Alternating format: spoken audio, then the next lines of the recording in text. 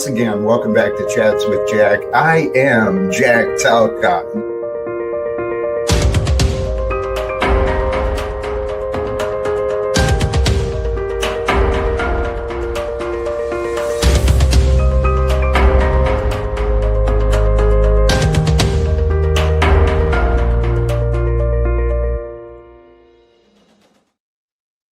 And greetings, blessings, salutations, and love. Once again, welcome back to Chats with Jack. I am Jack Talcott. And, by request, I'm starting just a little bit early.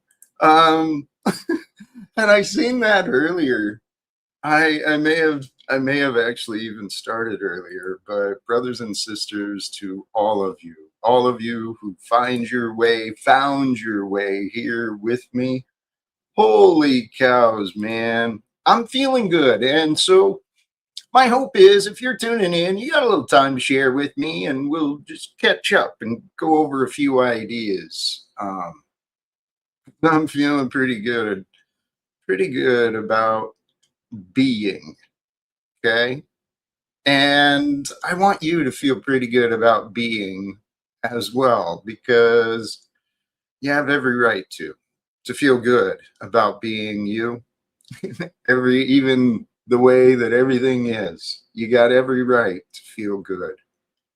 And something I learned, in line with a few things here, we'll jump into a few things first, right? In the background, just some messages of this live without fear, right? Praise God. Peace for everyone. Choose love. End wars. Love is the answer. And of course, holy cows, man, that's the Jack Talcott part. The holy cows. But with the thumbnail today, I got a little wordy in the description, but something big is happening. Can you feel it? Something big is happening. Can you feel it? Can you feel the greater that's happening with you, through you, for you? Throughout today's world, there's an energy, right? It's activating. There's a shift in the way that people used to see. Throughout today's world, there's an energy. It's activating and motivating people to grow. Sometimes that's what pain and suffering does. It's a little catalyst for growth, right? And there's a lot of things happening in the world that are obvious catalysts and signs for change. But the reality is as more people grow individually, internally, raising their standards, right? As more people grow to align with higher standards and greater ideas of freedom, I have faith.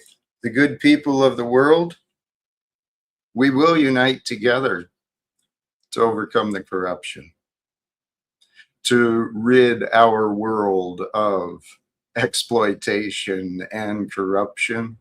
It's a task for good men and women. I feel up for the challenge. I've been working on myself, get rid of where I've been exploiting myself and corrupting myself and what is good within, it's true without.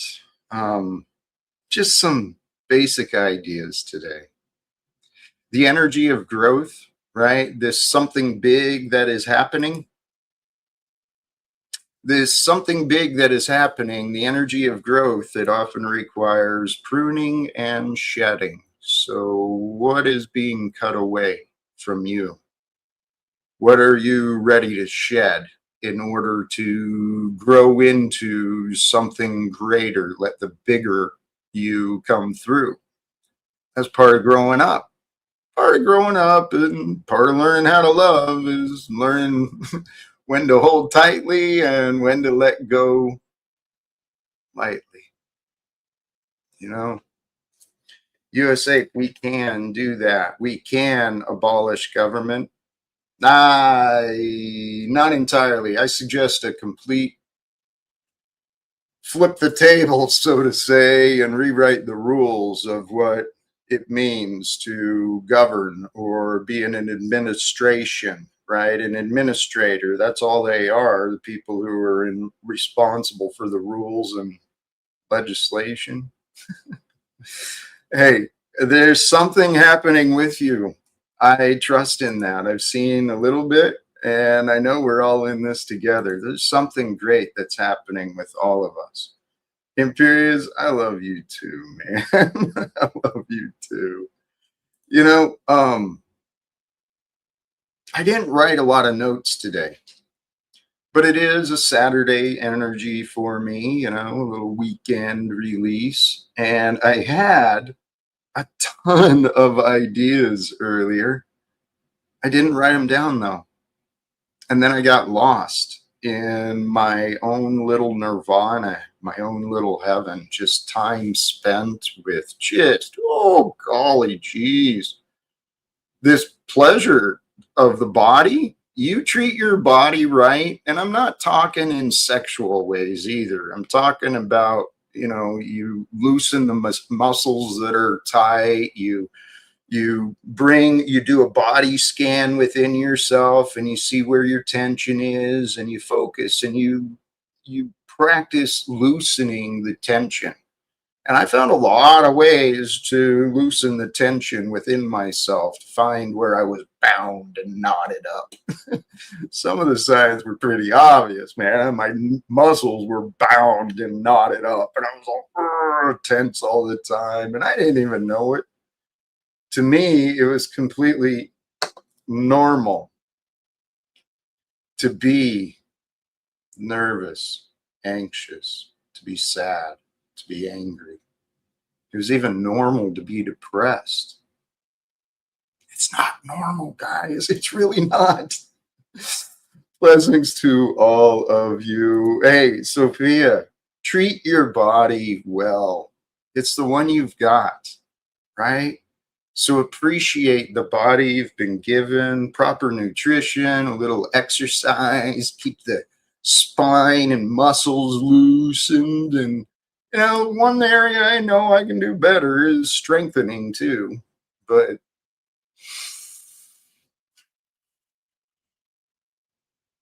one step at a time.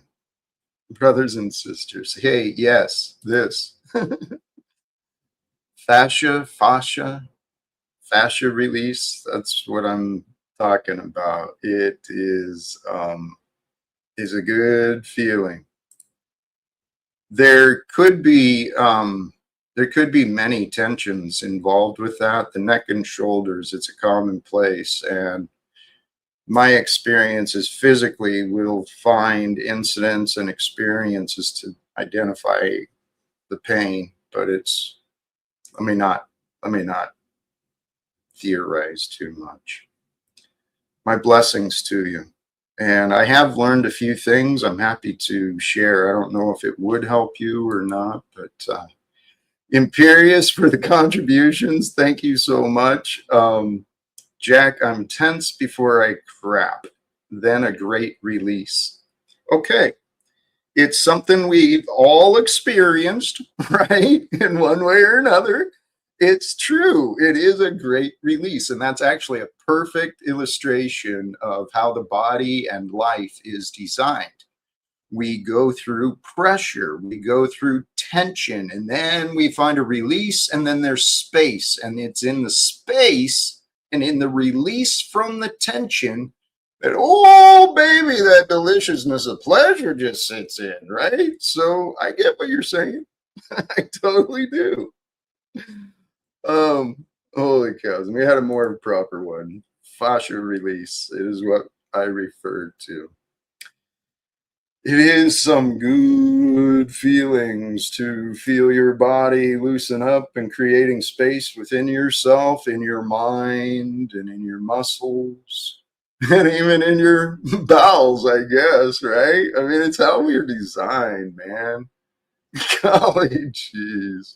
Hey, you know what? I'm having fun, and I think we got some fun folks who are already swinging through and joining. So I'm going to make the opportunity available for those who do wish to join, may wish to join with the chats with Jack today. You're welcome to do so.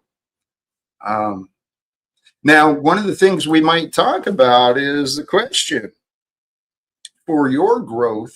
What is it that you might need to prune away? What area of your life are you feeling a little bound up and restricted? Where are you finding yourself limited in your life? I've identified the places within myself, and I got a game plan, and I got a path, and I'm confident I'm ready for a breakthrough in many different ways right now. Um, Hello, my dear Alyssa and Carl. Blessings and good evening to you as well. Chilling in the garden, watching on a big screen. What a beautiful day, right? A beautiful day to be alive, a beautiful time to be alive, where there is this rapid change and shift that's happening. And so, Austin, congratulations. And yes, it is a beautiful day to be sober, to be of clear mind, right? Becoming intoxicated simply by the beauty, the feeling and sensation of breath. That is what it's about. Peace, love, release, Talcott. Release, love, and Jack. Yes. Um, where was I going? Oh yeah, dude. Trump's team loosen the restraints on the separation of church and state. Get ready for the Crusade Tards 2.0. If you don't believe what the majority of people believe, we're going to get burnt at the stake. Unless we learn from the past, the patterns are going to continue. The patterns of oppression and exploitation and war and domination. It's a sickness. The healing of the world, it's with you. Your world, the life around you, your conflicts, your resistances, right? Your world is healed with you, just like my world is healed with me. And if I align myself with all that might be in my mind is God. When I align myself with that possibility that not only am I with God, but God is with me. And that relationship is like loving relationships. It's beneficial, right? I serve God on earth, and God serves me from the heavens with the ideas and the knowing. That's been my experience. Did you see the day where I told you about the book, The Realm of the Unseen, which explores the Bible in a different way? I did not, but I will look for that. Sophia, thank you for that. I appreciate you. And hey, I see we've got some guests in the back. Sophia, if you're open to it, I'd be happy to add you as a mod again. And you'd be welcome to share the things that you've posted too. Here, I'm going to bring up our guests. Welcome back from the outdoors. Carl, well, we're in the garden. the man over there, she's making a fire. It's beautiful. Yeah, she said she wanted to have a go at doing it tonight, so I was like, okay. We're going to see how that works, gents. How are we, Jack? I'm truly filled with wonder, hope, and faith, my brother. It's a beautiful pup. Oh, beautiful beasts. There you go, man. It's an amazing life we've been given, isn't it? It is indeed, and to make it even more amazing for location, we're actually on top of a mountain here in Wales, so we're the horizon. So from the bedroom window, we have the whole horizon and everything is beautiful. And it's, I don't know, we're going to get a full starry night tonight. We have some clouds, but because we're on top of the mountain, this is filled with stars. Except when the bloody neighbour's floodlight comes on and ruins this night sky, but it only happens now and again. But, oh, it's broke, as you say. Yeah. I don't know how the neighbour's floodlight broke. ruined the starlight for us, all us other neighbours. I don't know. There was nothing to do with me. I'm joking, but no, we're pretty peaceful. Yeah. I wasn't going to stay too long, Jack, because we're gonna have some family movie outside and everything. But as you can see at the moment, until the kids get here, and I don't know if you can see it, you're on the big screen. Oh, I see. I see. Thank you. That's So funny. let's is going to hit the chat. I'm gonna chill with wine and watch this with a bit of fire going if she gets it going. Um, and when the kids come back, we're going to watch Angry Birds 2 tonight. Apparently, it's a really relevant movie for me. I don't know what they're talking about, Jack. So maybe that can be a bit of medicine now and again. You know, the old cartoons, little jokes and that. I've had fun today laughing, and I haven't laughed this much in a long time. I must say that. Do you know, I forgot how healing laughter can be. So maybe that can add to tonight's topic at all from our point of view, because we're not going to take too long. We wanted to share the love and keep you company until someone else joins at least. Do you have anything for us, Jack, or are you happy with that laughter being a great form of medicine, which is something we've participated in today in a bit of a lot of? It's beautiful. Laughter really is. It's evidence of love, right? Maybe. I don't know. Laughter truly is important. We have a returning guest who showed up today. The energy of growth often requires pruning and shedding. This could be a wonderful discussion. So I'm gonna welcome back Stephen. How are you today? King Stevie-O. Hello, I'm doing beautifully today. I didn't sleep last night, but I stayed up all day hoping I could get on the Jack Talcott show. And here I am. I've got a smile on my face, and it's good to see my buddy over there in Wales, Crazy Guru. Only because the neighbour's a bit loud, walk past saying hi and everything. But yeah, Steve, it's lovely to see you, brother. I've always loved you and you. I tell you what, I love it best when you and Jack are getting on. Getting on. I meant to say getting on. Getting it on. Come on. Shut up, Stephen. You know what I mean. That I'm right. When you and Jack are getting on, I do like you both Yeah. best. When you both fighting, you both make me laugh a little bit, both of you. Always because you always try to get the upper hand on Jack and have a laugh, and Jack just slaps you down like he does with myself. I did want to say last time he was on, I really did enjoy it on King Stephen's show. I don't say he's a better host or anything like that. It's just he's a little up my street, and he's a little bit of he's in the loner club like myself, isn't he? But Jack, I really do like it when you talk to King Stephen, when you guys try to connect. Because there's I don't know you guys' history. There's obviously something there because he seems to rub you up the wrong way like I used to. So, and yet somehow you still invite him back on, and you still treat him respect. So you must see something in him. So, what is it between you both? Is it? Am I okay to ask that? Is that too? I'm curious about it, and I'm not trying to cause trouble, Jack. If it's a no, not for tonight, that's okay because I'm enjoying the happiness and the joyfulness of the day anyway. So if it's that bad, I'm just really curious about that.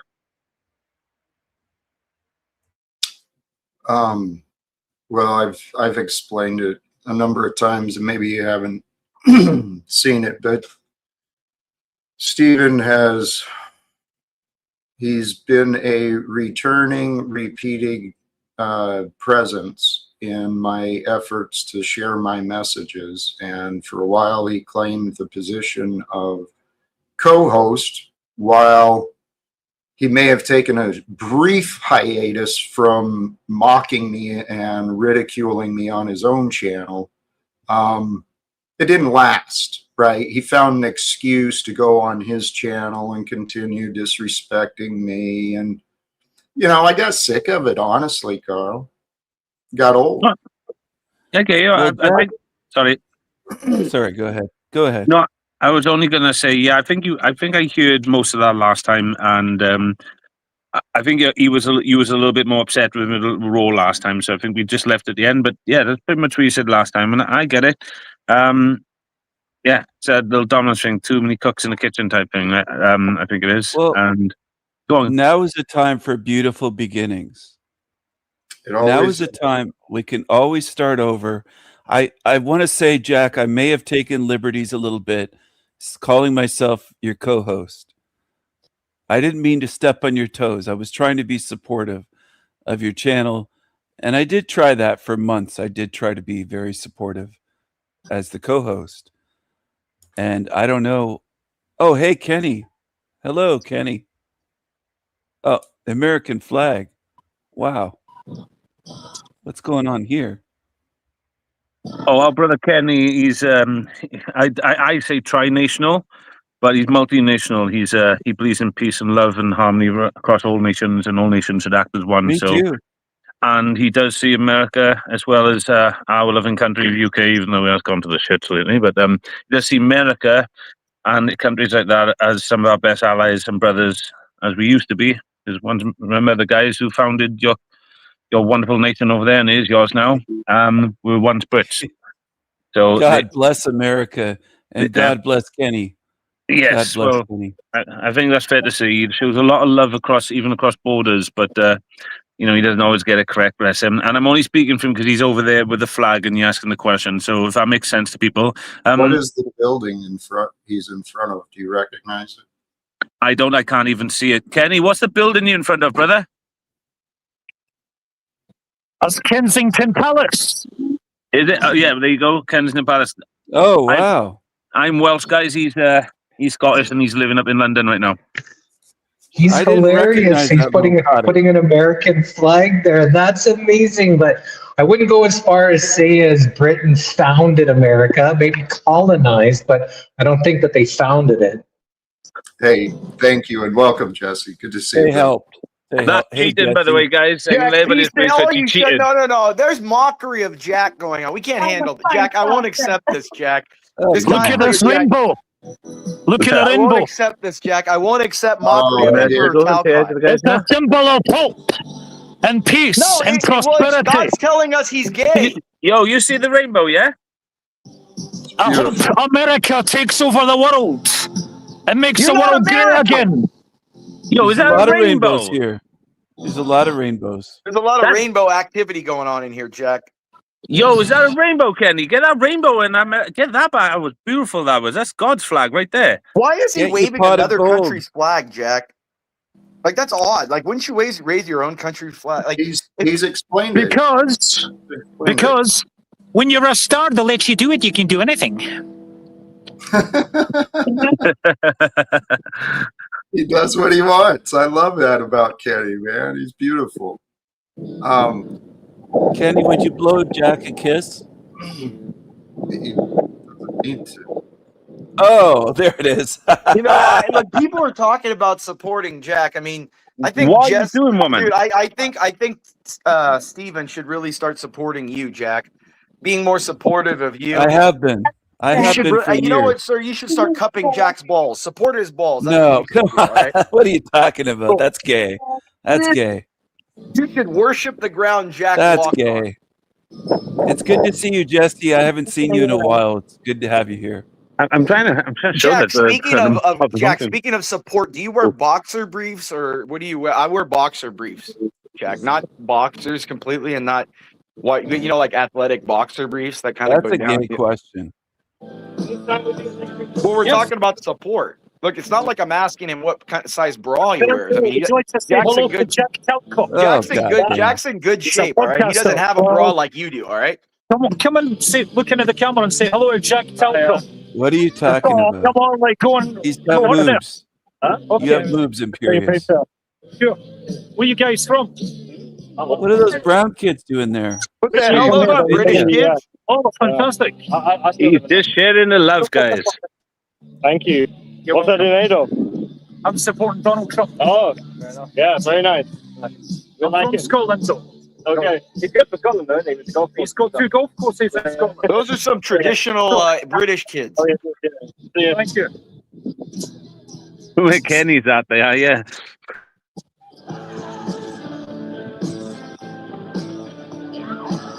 Well, AC/DC's an Australian band. Hell's Bells. He's playing Hell's Bells. Yeah, I'm gonna mute Kenny for a little bit. I appreciate that. It is endearing. It is endearing. But Jack, I mean, he's playing an Australian band with an American flag. He's all kind of. I don't care. He's a worldly man. He admits that.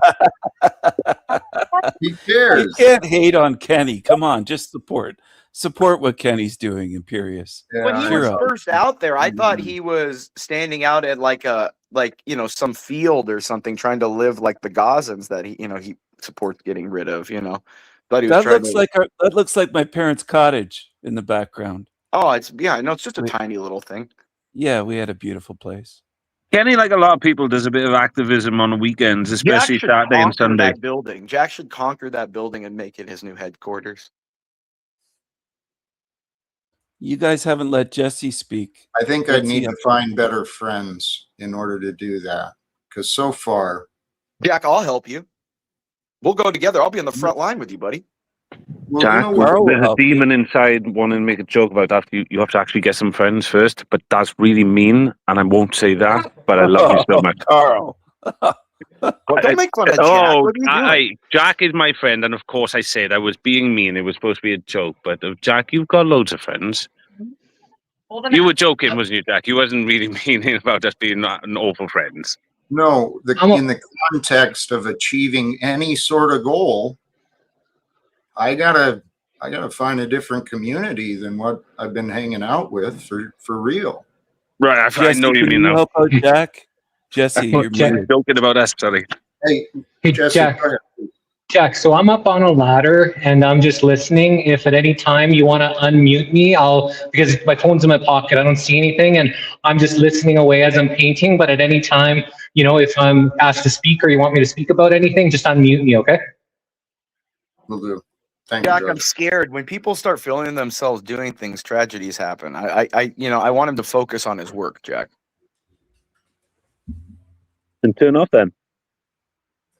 Hey, the work I see, sincerely, I've written this in social media comments and chats, whatever, elsewhere. It's just the simple and obvious truth. And it goes in line with what I'm feeling, right? Something big is happening. We have incredible opportunities right now because of the convenience, the access of communication and connection we've got worldwide. We've got incredible opportunities today. When good men and women unite together for the purposes of ending corruption, we'll find a way. We can work it individually and collectively, but we got to be willing to do it. Let's Fucking find a go, way. Jack. Let's fucking go. brainstorm today. I love that. Yes, Yeah. please. Yes. I've been doing what I can think of. I did that new introduction video, but I got an idea, Jack. We should start a super PAC for you. You know how to get a Tal pack. That would be great. Tal pack. Because that's how you influence politicians, Jack, and you get meetings with them, and you gotta have a PAC, a super PAC, Jack. That rhymes, super PAC, Jack. I like that. Aren't we against the super PACs? No, but you have to use the system to change the system. Well, and I believe that without a super PAC, that people who can see what I'm trying to accomplish, if they're willing to invest, there's a way to support it. Doesn't have to be just money either, just simple connections. Opening doors, right? Yeah, it doesn't have to be money all the time, Jack. Right. A PAC just means political action committee. That's all it means, Jack. It doesn't mean you're just paying people off.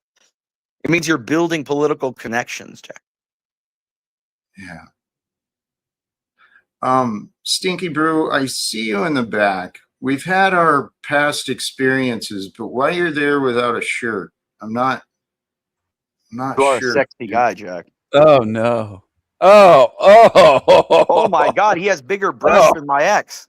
Oh. I've got some cleavage. You know it. Hey, Jack. You all right, mate? How you been? Truly blessed. My wife's kind of jealous at the moment. Obviously, you are truly blessed now. You see me in all this. Yeah. How you been, Jack? Anyway, you all right? How you doing, Imperious? Are you all right? Moves. I'm shocked. He's I'm Jack. I'm What are we doing here, Jack? I mean, look, Hey, I know, Jack. I know women in the chat are really Jack, aroused. can I right now. introduce Mr. Waited. Sticky Brew to my wife? Hey, baby, I want to introduce you to Mr. Sticky Brew. Mr. Sticky Brew? Isn't here, darling. How you doing, sweetheart? Nice to meet you. Very well, thank you. Is that the cleave What's you your- said you wish you had? What's your name? What's your name, by the way? What's your name? Alyssa. That's I think Snow really. Look. Have you Stinky Brew? I'll hook you up with Snow if you want. She I think just she turned likes. lesbian. Lovely Sing cleavage, Sticky but Brew. you're what? Hey, I actually genuinely welcome to Chats with Jack. This is an example of Jack Talcott's real life experience. Thank you for joining me. Jack is a light of the world, dude. Without Jack, man, without Jack, I'd have such a miserable day. Like legit, like I would have such a miserable day without Jack here. Like I would. Jack is just, he really does bring a smile to my face, and I'm so glad the audience appreciates him. We did one. We've been laughing all day as well, Jack. We're just the weather's been beautiful here, so. Jack, don't forget to add you in ever in welcome to Britain? the insane asylum. It's been terrible in Britain, hasn't it? Been terrible in Britain. 33 degrees maybe where I am. England, but Wales is beautiful here today. Wales don't really count. Yeah, you know What's weird is it's always cloudy. England. Jack, it's always cloudy where they Don't really count. Wales don't really count. Let's be honest. No, but Jack, look, it's always cloudy where they are. Pick on us over here. I told you we were the ghetto of freaking England. It's about Tom. You got Tom Jones. That's about it. Let's be honest. Don't take that. They're in two different parts of the same country. Oh, I bet and Tom it's Jones still is family. cloudy. In two different parts of the same country, and it's cloudy at both of their places, Jack. That's how I know it's a miserable country. Look at that. I mean, it's got what a miserable country. I mean, I understand why. No, don't assume that because I've been there, Jack. It's very gloomy. It's rainy. Woman fire. It's warmer than you in Paris. In Paris, we're getting warmer than you now, bro. We're getting like 33 degrees, mate. What's going on here? 33? That's like freezing. Oh, you mean Celsius? You're dropping a 33. Yeah, Celsius. Freemasonry. 33. I mean, it's like 97 here, so I don't know what you're talking. I mean, does Kenny have a butler? Who is that? What's that? That's like 100. Jack, did you hear that? Like, Jack, that was a racial implication. He said, "Does Kenny have a butler because it's a black man in the screen?" Well, that's racial, Jack. No, he's in a uniform. Let's please pause. Thank you, Sophia. Good to see you, my friend. Welcome back. How are you? Hello, Jack. It's been a while. How are you doing? Hi, Sophia. Hi, everybody. How's Sophia? Nice to meet you, Sophia. I found my poem. Someone in the chat asked me if I would read my poem about the ivy and the gardener. Can I do that real quick? It's real short. That's an ivy for me, but that's not Jack. Okay. It is just simply called Green Ivy. Deep green ivy is resplendent. It spills out of its concrete temples, crawls up the sides of old Victorian houses, and gives me an unexplained knowing. Everywhere I go, I notice the ivy. Even as it winds out of its sidewalk borders, it looks the same. It will not be contained. Gardeners come to prune it. They think it has gone too far. Still, it does not die, but grows richer and fuller until finally, dry brown dirt is hidden. The ivy refuses to be held in, regardless of the price. I am like the deep green ivy. Sorry for my shaky voice. I'm a little nervous. Did you write that? Okay. Did you write that I yourself? wrote that. Yes, I did. I wrote that. That's sweet. That's sweet. I have stacks and stacks and notebooks of poems I've written through the years. Not being a dickhead around that was lovely. Are any of Thank those you for allowing me to nice. share it. Thank you very much. I don't like poison ivy, but I like your poem. Yeah, about dude, ivy. poison ivy scares me. I wouldn't want to get poison ivy, like, on me. It itches, It tells the story to not let yourself be held in and to grow, which is part of Jack's subject when I today. think about Jack, I grow as a person. You know that. Stinky Brew's Jack, growing every day. I was He's really growing bigger thinking about. every day. I was really thinking, Jack was talking about a metaphor about pruning and growing, and I was thinking, when I'm with Mariah, she helps me grow, and then she helps me prune myself. Oh, you know what I mean? She uses the manscaper, Jack. You know what I mean? You get Imperious. Just to speak to Imperious. What's going on with Jeremy at the minute? Where is he going? What is he doing? Who are you talking about? Jeremy Peterson. Jack knows Jeremy Peterson. Oh, he's Jeremy. met him. Yeah, Jeremy's losing. Yeah, it, man. what the hell? He's it's losing scary. It, Jack. He needs your help. It's he scary. Needs you to intervene into him, Jack. Only the light of Talcott can help him now. Jack, I'm serious, mate. He needs some help, bro. He's just even me, Jack, who looked after him. I've looked after him. I've donated to him. I've done things, and he's attacking me. And he's coming at like people like me. He's like going at people who have looked at. I don't get it. I don't understand it.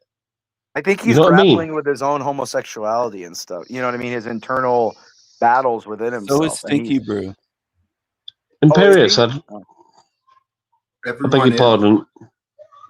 Everyone is dealing with their inner battles until their inner battles are resolved. And as far as Jeremy, I don't know details. I don't really give him a lot of attention anymore. But I heard. Think if he fucked Grace, he'd be happy, or would that anymore? No. The man could, like you said, I could help him. But you could, Jack. You're the only one who might need help. It's when you said when he's ready, I'm available. Jack, you remind me of Master Splinter. You have wisdom, Jack. Jack, it's when you said I can't give him no more attention anymore. What do you mean by that? Is it that you've given him attention, but you realise that your attention it's not gonna he's not gonna accept it? Is that what you mean? When we first met and when we first crossed paths, I saw potential, and so I was willing to stick around, but then he doesn't seem interested in really trying to outgrow things. At least that was back then. He's comfortable in his own insanity, Jack. He's comfortable. You met up with him. I saw a live stream with you guys together one time.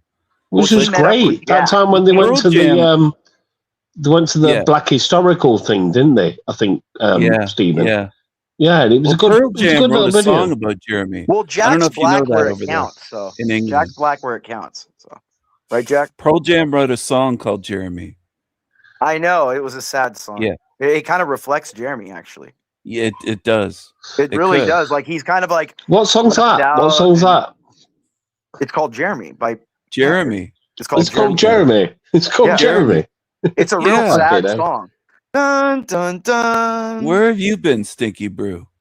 Remember that song, Jack? Dun, dun, dun. Been in England for 40 years, huh? At home and stolen pictures of mountaintops. Right, Jack? Come on. You know that song.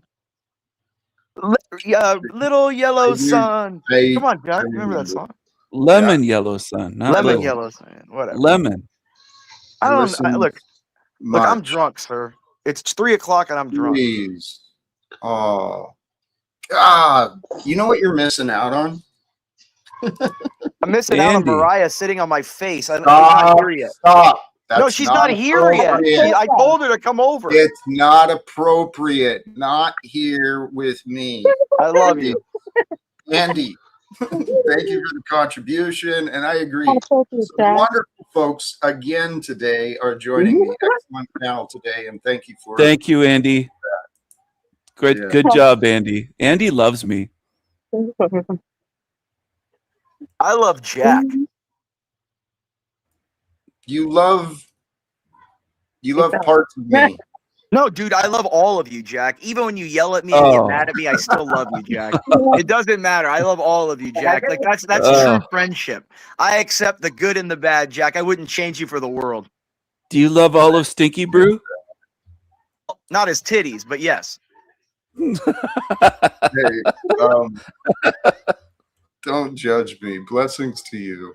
I checked out a little bit of your stream last night. You are a hoot too. She's something. All right, I'm getting ready, Jack. Tell him give me time. He's so impatient. Jack, she's gonna get 3 lashings on her ass when she gets here, Jack.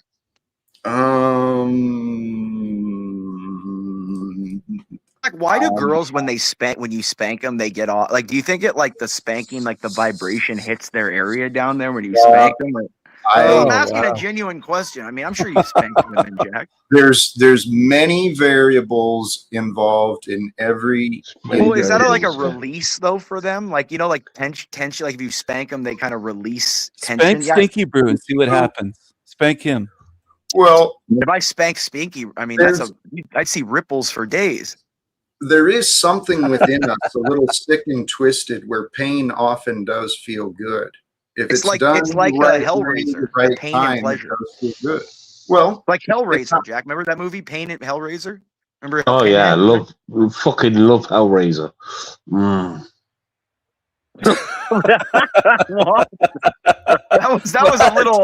that was too emphatic. Jack. Come on, you're laughing, Jack. Don't lie. That was a strange one. Ooh, I love my pin. I'll leave me some Pinhead. Why is that so much weird? That was meant to be. Yeah, because they're demons of pleasure and pain. You know what I mean? They're demons of pleasure and pain. They're not playing games. They're giving you what you want if you want it.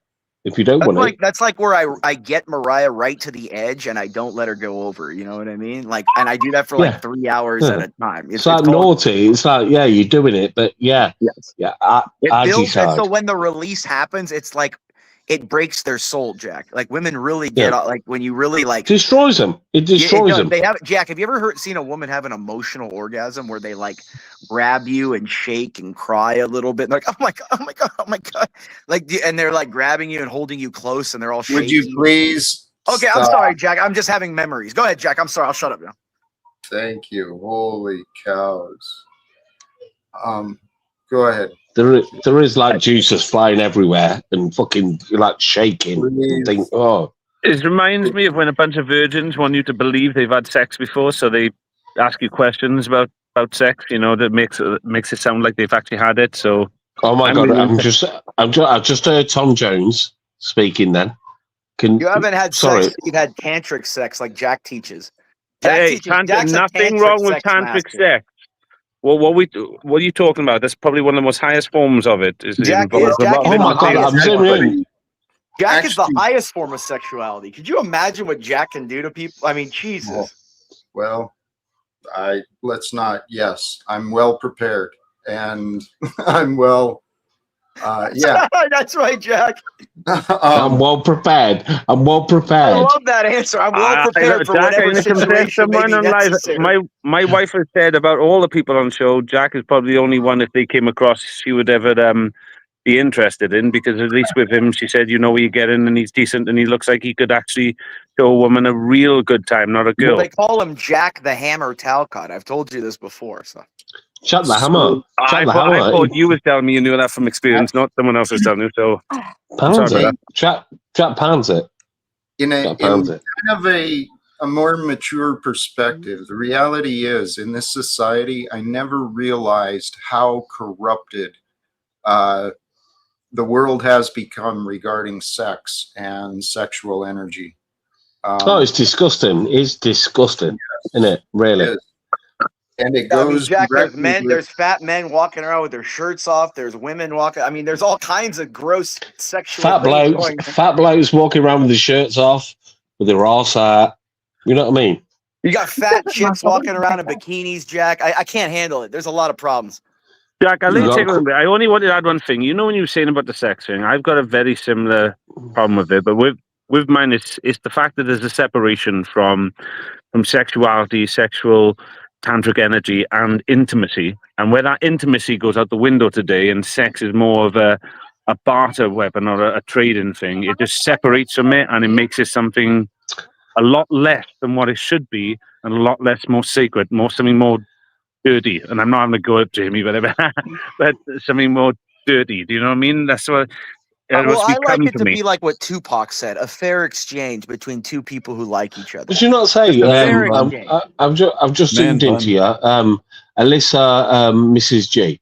I'm just going to turn around to you and say, like, do you not think that nowadays it's more of a competition when it comes to sexual things and stuff like that, rather than it just being a personal thing. That Yeah, it needs to yeah. be broadcasted these days. Yeah, it needs to Yeah, be put in no, the it's like limelight, but it doesn't need to be. Yeah, I agree. Yeah.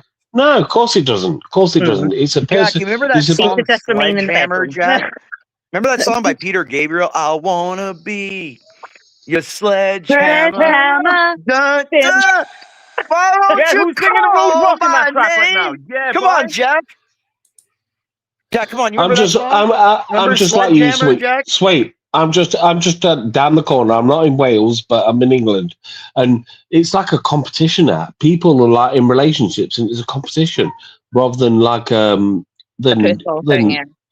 yeah, than like getting together and making the best of your life. It's crazy. Yeah. It's fucking crazy Calm your madness. tits, Mr. Stinky Brew. It's Yo, okay. that's profound, actually. Yeah, I'm actually listening. It's probably the first actual central thing. People's not the first, but since we've all been messing about anyway. It's a competition. It's ridiculous. It's all life's about is you find the right person and you get with that person, Why and don't then you you let the make the prophet best. Talcott tell us what life's about? Jack, I'm sorry. You Go ma- ahead, Jack. You make. please. Yeah, You go on, make. Jack. Go on, Go Jack. ahead, You Jack. you See can the tell nod, me. Jack. You got it, babe. You go ahead, love. We got you. It's Saturday night, Jack. You know what it is. And It's Saturday night's all right for fighting, Jack, like Elton John said. Actually, you know what it is. And let me chill out and welcome in Dirty Lowlife.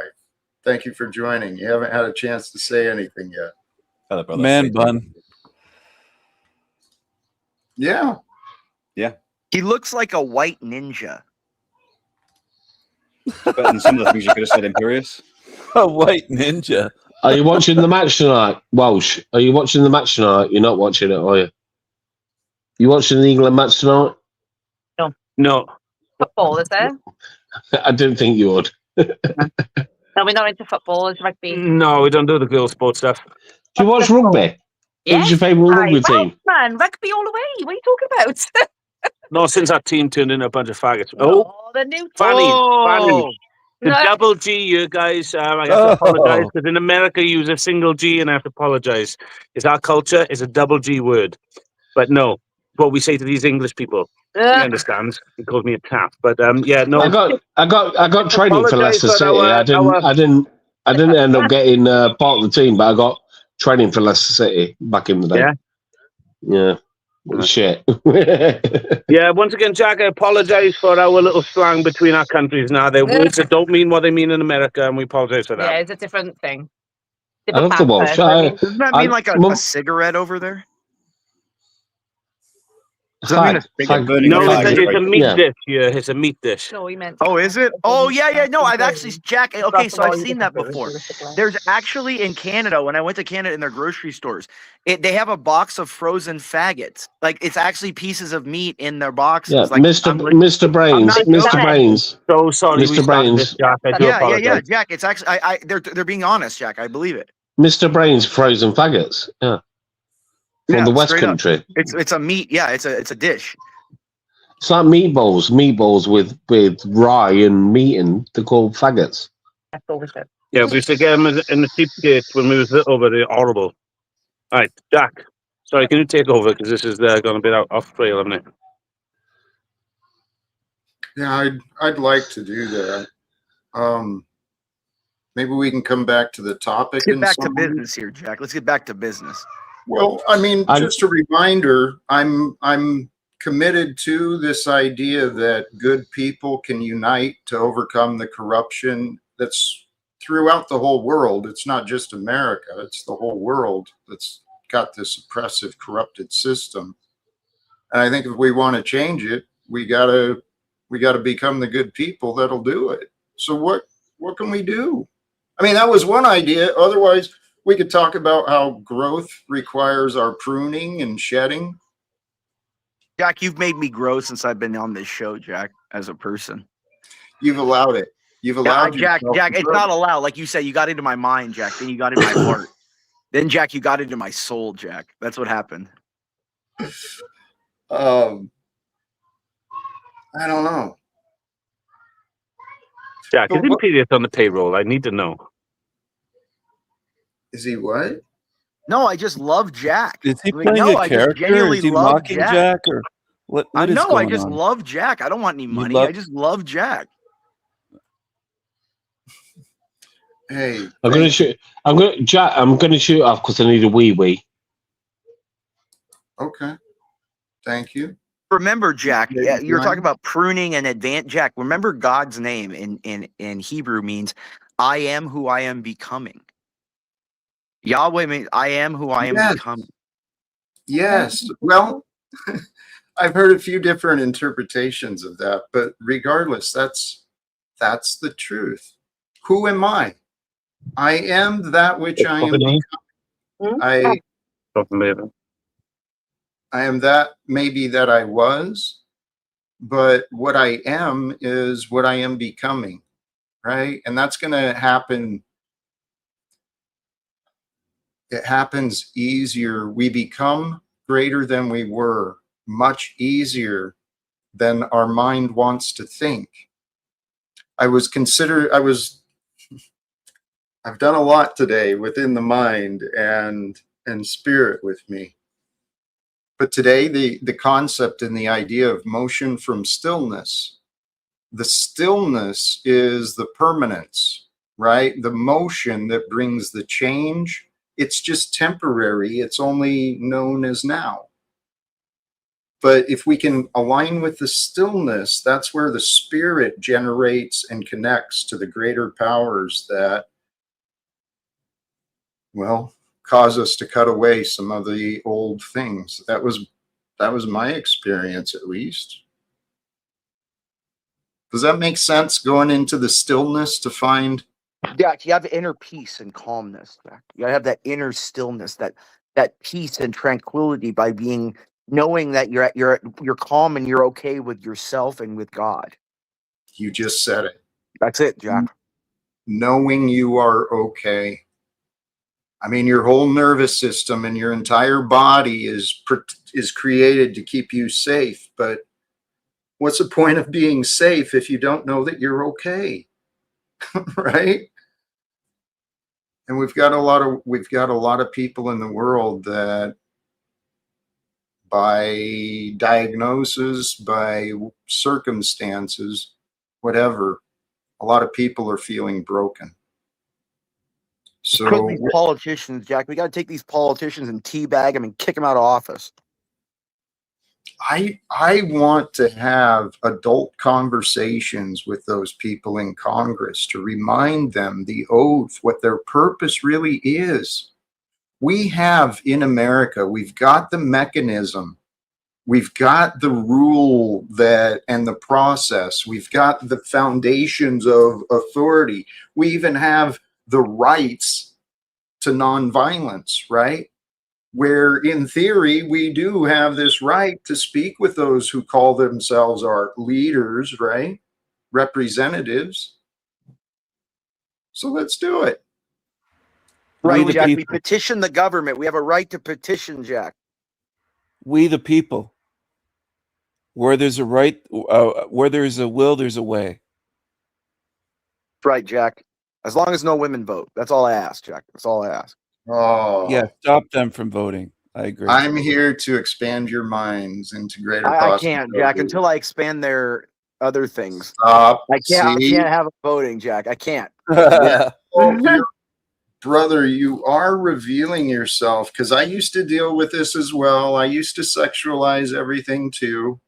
Until Jack, listen, every time I see you, I'm Jack, I can't help it. You're just so good looking. I'm just jealous, so I have to sexualize it. You know, it's an insecurity, Jack, that I'm misdirecting things, you know. You're so funny. You guys are a hoot. Seriously, I truly do appreciate the cast of characters that have found their ways to this. People back home wouldn't believe it, right? If it wasn't available to be seen. I got the lead role, didn't I, Jack? You give that one to me. I was the special one, didn't I? Yeah, thank you, Jack. As long as I got the lead role, yeah, I'm okay with it. Oh, the narcissistic Carl. I'm the only honest narcissist in you, right? The only honest narcissist. Whatever Jack, remember that. Jack, did you ever watch WWF in the '90s by any chance? Like in okay, Jack, do you remember Ken Blackman, the karate guy? Remember Ken Blackman? Does anyone remember Ken Blackman? Okay, if anyone looks it up, Dirty Little Secrets looks like Ken Blackman. Like I remember Ken Blackman, the UFC fighter guy. Was that you about? Well, yeah, he was in the WWF, he did all the karate stuff. Remember, he was in like the pants. Yeah, Ken Blackman. Yeah. He looks Ken, like him. There was Ken Shamrock as well, wasn't there? Yeah, well, Ken Shamrock was actually a UFC fighter. Like he was a legit combat. Ken Blackman used to have the brown trousers on. He used to like do all the like kung fu kicks and stuff. You gotta like look that. at him when he's young. He looks old now. I mean, he's 50. I'm talking when he was young, Jack. Like, look up Ken Blackman WWF. Like, put WWF after that, Jack. I put a shirt on. There he is, Jack. Because there's young Jack. And look at him, there he is, Jack. Looks the double of me. Yeah. You're in shape like that guy. You got that ripped abs like that dude does. Oh, great. So my name's going to be Ken Jackman for the next couple of nights. Well, thank you, gentlemen.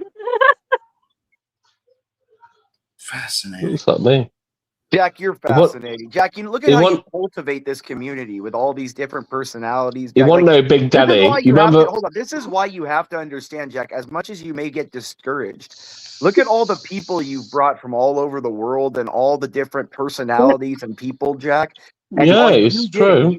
Jack, you bring everyone here. You're like the star of Bethlehem, the star of Talcott. You know what I mean? Like you put the episode on and the star comes and all the my narcissistic side here, Jackie, is honestly. It's a retarded kindergarten. I think I'm not the biggest. You got a Welshman. In the room. You got a Welshman. You got an Englishman. You've got an American, and you got yourself.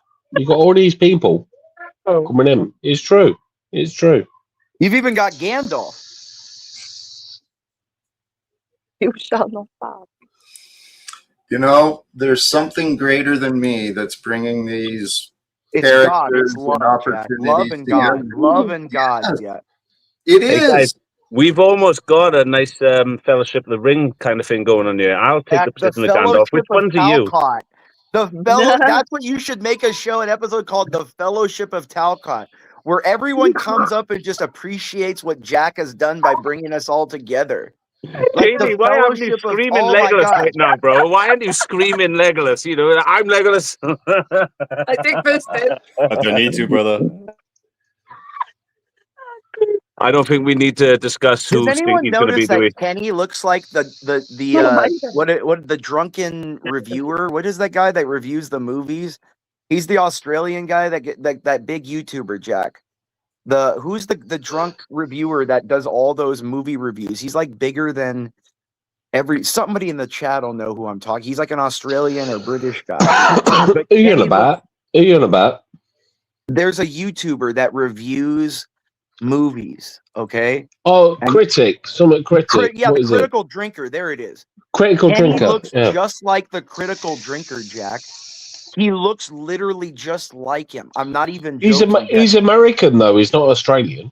He's American. No, he's not, dude. If you listen to Critical Drinker, he's like Irish or Scottish. With the glasses. He's got the glasses. He's got like gingerish hair. Yeah, he looks just like Kenny. Jack, you know, if Sophie's coming back, she should put some message up there. Would we be able to request now, before she comes back, would you be able to read us one of those other fabulous poems she wrote? Because she said she's done a few, and now it's beautiful. When she comes back later, I'm just trying to change the subject here. Well, she just said she's been getting flash flood alerts. I didn't need that. To go check on her neighbor. Jack, I got a poem for you. So about 31 years ago, after I kind of got out of the crazy life, I went to adult upgrading school. And my teacher was very hot. And she said that we needed, she's my English teacher. And, you know, I ended up with her later on, but that's a part of the story. And she said we need to write poems. So my very first poem I ever wrote was called What's Inside. My heart beats fast as I think about life. I think about what's in store. I think about all the good and the bad things that life has brought so far. What I came to realize is that life goes on. No matter what you say or do, So live every day to its fullest, and all your hopes and dreams will come true. Love, Jesse. Love Talcott. That was beautiful, Jack. That was You fucking did, beautiful. That was beautiful. Absolutely. You know, you've got a lot of creative people around, Jack. You've got a hell of a lot of creative people around that don't realise how creative they are. Would you not agree? Do. What are you on about? I know how awesome I am. What the fuck? Who's this person, Jack? I know how great I am. What are you talking about? You're Welsh. It don't count. Jack, there's so much love on this panel right now, Jack. I want Trexie to come up on panel. I love her. Jack, I love all the women in the chat. Jack, I love Emily. I love Trexie. I love Mariah. We know, brother.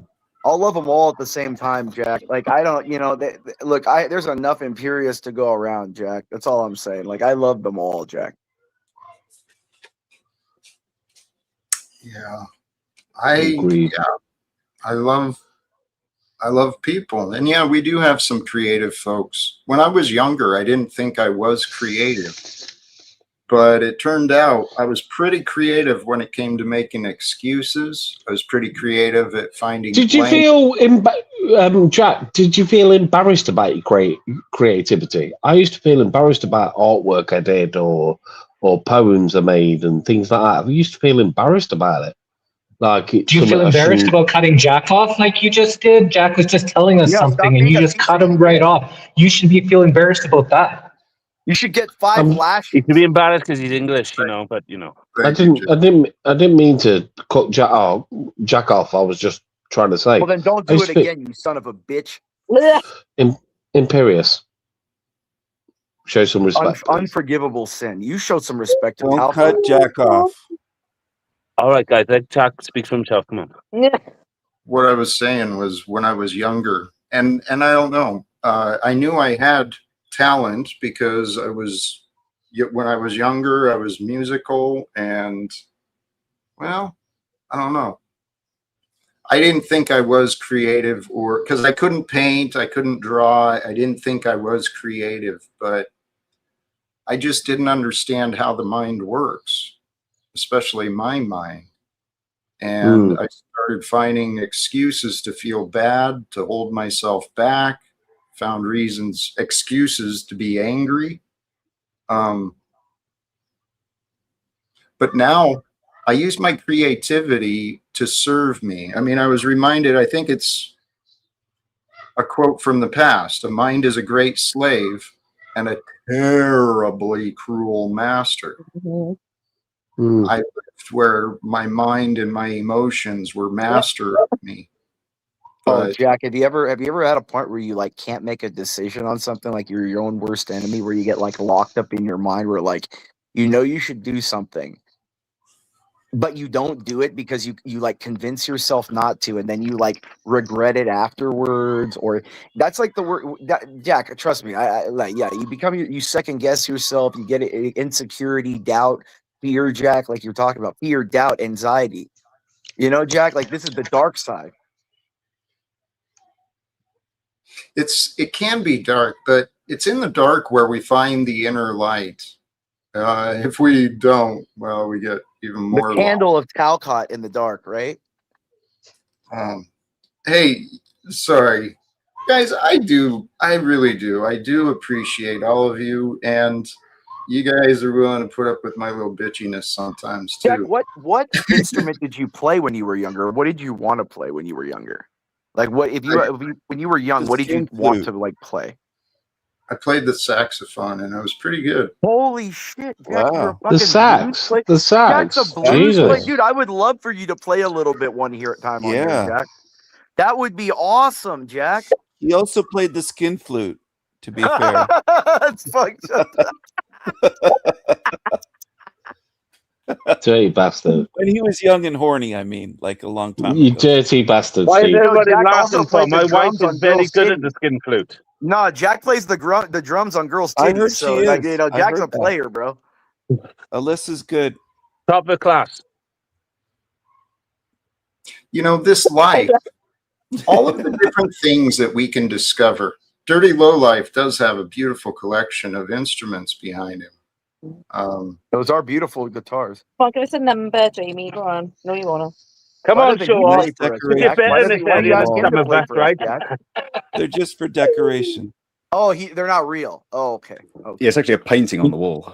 Oh, okay. Hey guys, That's really if good people AI. haven't That's listened great to his AI, music, Jack. go It's check getting out the better every channel, day. Jack, because he plays some beautiful, Oh, it is especially beautiful. Yeah. the hand. Oh my god, yeah, I love listening to his music. I really want Jack, to put on a show. Jack, the thing I've heard is if you can play guitar, you can get into a chick's pants faster than anything. Like even if you're ugly and stuff, I've heard this. Jack, I remember in high school there was a dude I knew Even that could play. Stinky Brew? Yeah, even It was Stinky always. Brew. If he could, It was always. It was always. If you can make if it. Stinky Brew could play guitar, Trexty would jump on his face, bro. I'm telling, like, dude, women. Oh with my guitar. gosh! What? Oh. Do you want me? No, seriously, Imperius. Do you want me to go and play my guitar that's over there now? Yeah, I do play guitar. tell him to play I do it real play quick. I'd love to hear guitar. him. I do play guitar. I can play guitar. Yeah, Shouldn't Jack, we be asking Jack, guys, because we're on Jack's show, if we could Yeah, be well, doing that's what I'm that. asking Jack. Jack, would you like to hear him play a little bit? Wouldn't that be cool? No, not today. Well, you know what? I don't care. Fuck it, Jack. It's Saturday. Let's let him do. Guitar's beautiful. It's good Jack, vibes. It's love. Jack, I got a suggestion. Why not do it at the outro or something? So we Yeah, can on the outro. Yeah, on the way out, Jack. He can kick us on the way out. He can prepare something right now. A He little needs some something positive. A exercise positive anyway. jingle at the end, Jack. He's got to get up. Okay. Yeah, I've got to like do something like get up to go and get it. Jack, he's got to go get a Twinkie. I don't know what Twinkie is. We don't have Twinkies over here, dude. There's no Imperius. Calm it down, bro. Calm it down. Yeah, exactly. Music is love, Jack. Music is love, man. The greatest showing of love is with music a lot of the time, even back to ancient times and stuff, Jack. Hey guys, can I ask Dirty about this? Because he said something about this the other day, saying about our first language being music. Dirty, if Jack says so, can you tell us about this? Because you haven't spoken much today, if you don't mind, Jack. Please, yes. Thank you. Yeah, sure. It's not my idea. I think it's I may be wrong on this, but I think Bobby McFerrin does a talk on it, and he's basically describing how the first thing you just went from Welsh to English like really quick. No, I didn't. Let him get to the point. I've been English the whole time, brother. Yeah, Bobby McFerrin does a talk on music being the first language, and there's just as a side note, there's a great stage show of him where he's jumping about on stage pretending to play a keyboard, and the audience are singing the notes that he jumps to. So he's playing the audience. It's fantastic. Check it out. But anyway, he talks about when you're in the womb, for your first sense organ is the ear. You're sensing vibration and hearing vibration through the ear, and you're listening to your mother breathing and her heartbeat and her voice, and if you're lucky, your dad's voice from outside. Yeah. And that is music to your ear, because there's nothing else it can be. It's all of the sound all at once through its. I've heard that as well with the booms, like the vibrations and the booms of your father's voice. Hey, Dirty. Boom. What if Yeah. Dirty? What if you're like Stinky Brew and you hear Dad's plural voices out there? Extra lucky, brother. Okay, I was just wondering. Go ahead. No, that's it. It's just that the human spoken word of English is a very modern invention. English in particular isn't like other languages in the sense that it grew over hundreds and hundreds of years. It was invented in a college about 250 years ago. And that means it's a very technical structure. It's very mechanistic, and it very much limits what you're able to express. And music takes you back to the heart and allows you to express things that aren't in the English language. Where would you say most of the English language come from? Latin? Would you say Latin? It's a sort of chimeric amalgamation of Latin, Greek, and German. If you pick a word in English, sorry to be crude, but the Latin is sex, and there's a Viking word for it, and it's fuck. Okay, so there's always a parallel between the Latin, which is a highbrow language for the upper class, and the German Viking. Let me ask a question. Speaking of fuck, Let me ask how many women in the chat would fuck Jack. Like Stop. I think they would all fuck it. Sorry, Please stop. God bless. Sorry to interrupt, Dirty Lowlife. Thank you. I do want to welcome Jim and the Powder Dusty. Cool. Thank you. Another dirty lowlife. Any new updates or anything pressing from you guys? You're welcome to jump in. All right, Dusty. Where's Jim? What's Jim saying? Is that Jim like a Filipino Jim? What's up, Jim? I got a poem for you.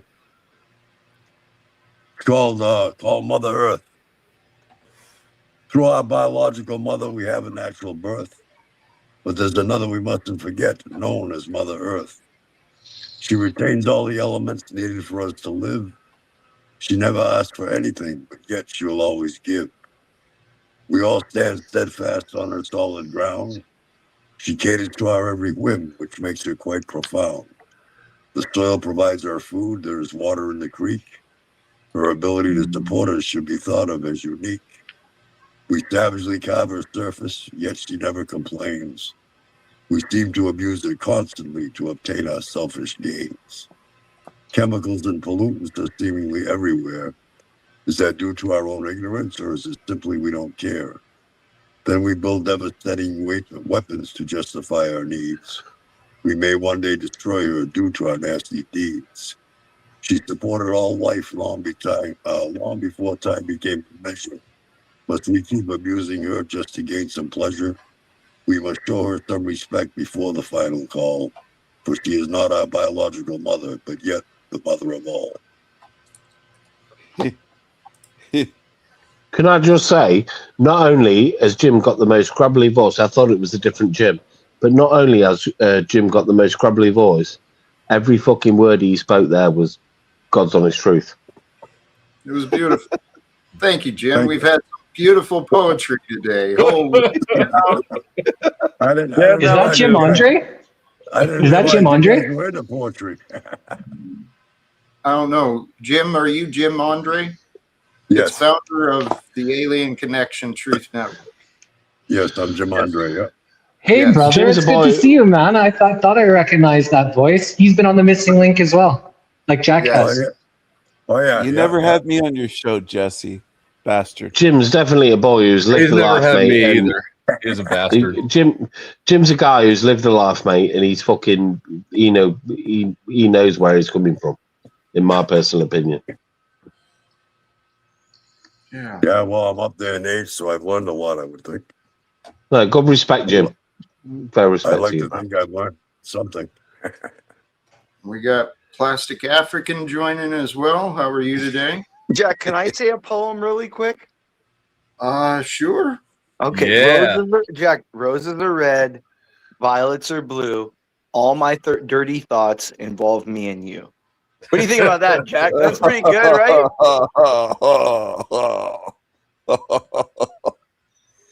It rhymes. Good job. It's good, right, Jack? I just made it. That's really good, right? That's Hey, gay. well, while we're sitting here, we cover a lot of topics and stuff, but just the bigger concept that in this life we get to experience and share music, share poetry, share love, right? Flavors. We've got so much going for us in this world. It's time for the good people to unite and take over. That's a pipe dream, and it's always been the pipe dream, hasn't it? Like Hey, Plastic African, if you want to bring your doubts, I've faced enough of them. If you want to open to ideas so we can discuss. Dude, Jack Talcott is like, dude, this is like Disneyland. This is where dreams become reality here on this panel. All right? Amen to that. Is that dog taking a shit behind Mrs. G? Maybe.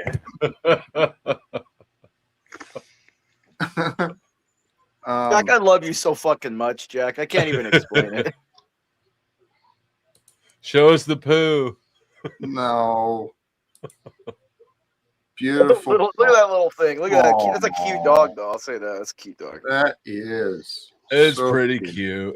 He was having a good scratch, bless him. I was I love telling him, those little floppy ears that are fuzzy, too. I started telling him off, you bastard. I was like, what are you doing having a poo? I said, oh, he's scratching, you lying I bastard. misinterpreted the He's back not arch. having a I'm not a poo, dog look. owner. We have cats. That's my It's bad. all right, buddy. It's okay. The nasty man said he was having a poo. You was Have almost a poo. Have a poo. I'm having a poo right now, too. You asshole. I had to go at him as well, you bugger. I was like, what are you doing? Yeah, bugger. Plastic African's having a poo. You can tell he just. I know. I was laughing about the guy having a poo, man. I was just thinking about that, but should I have a poo? No, my poos are pretty good. I'm okay. Good poos are a good system. Dude, didn't I, Jack? Do you remember my super chat earlier? When you take a, isn't that a great relief though? You're talking about relief and every like taking a crap. Dude, that's one of the best reliefs, Jack. See, there it is. Flow See? state. There Flow it state. is, They're Jack. not. Before I tense, before I crap, then a great release. That's what Jack. That's one of the best things of the day, dude.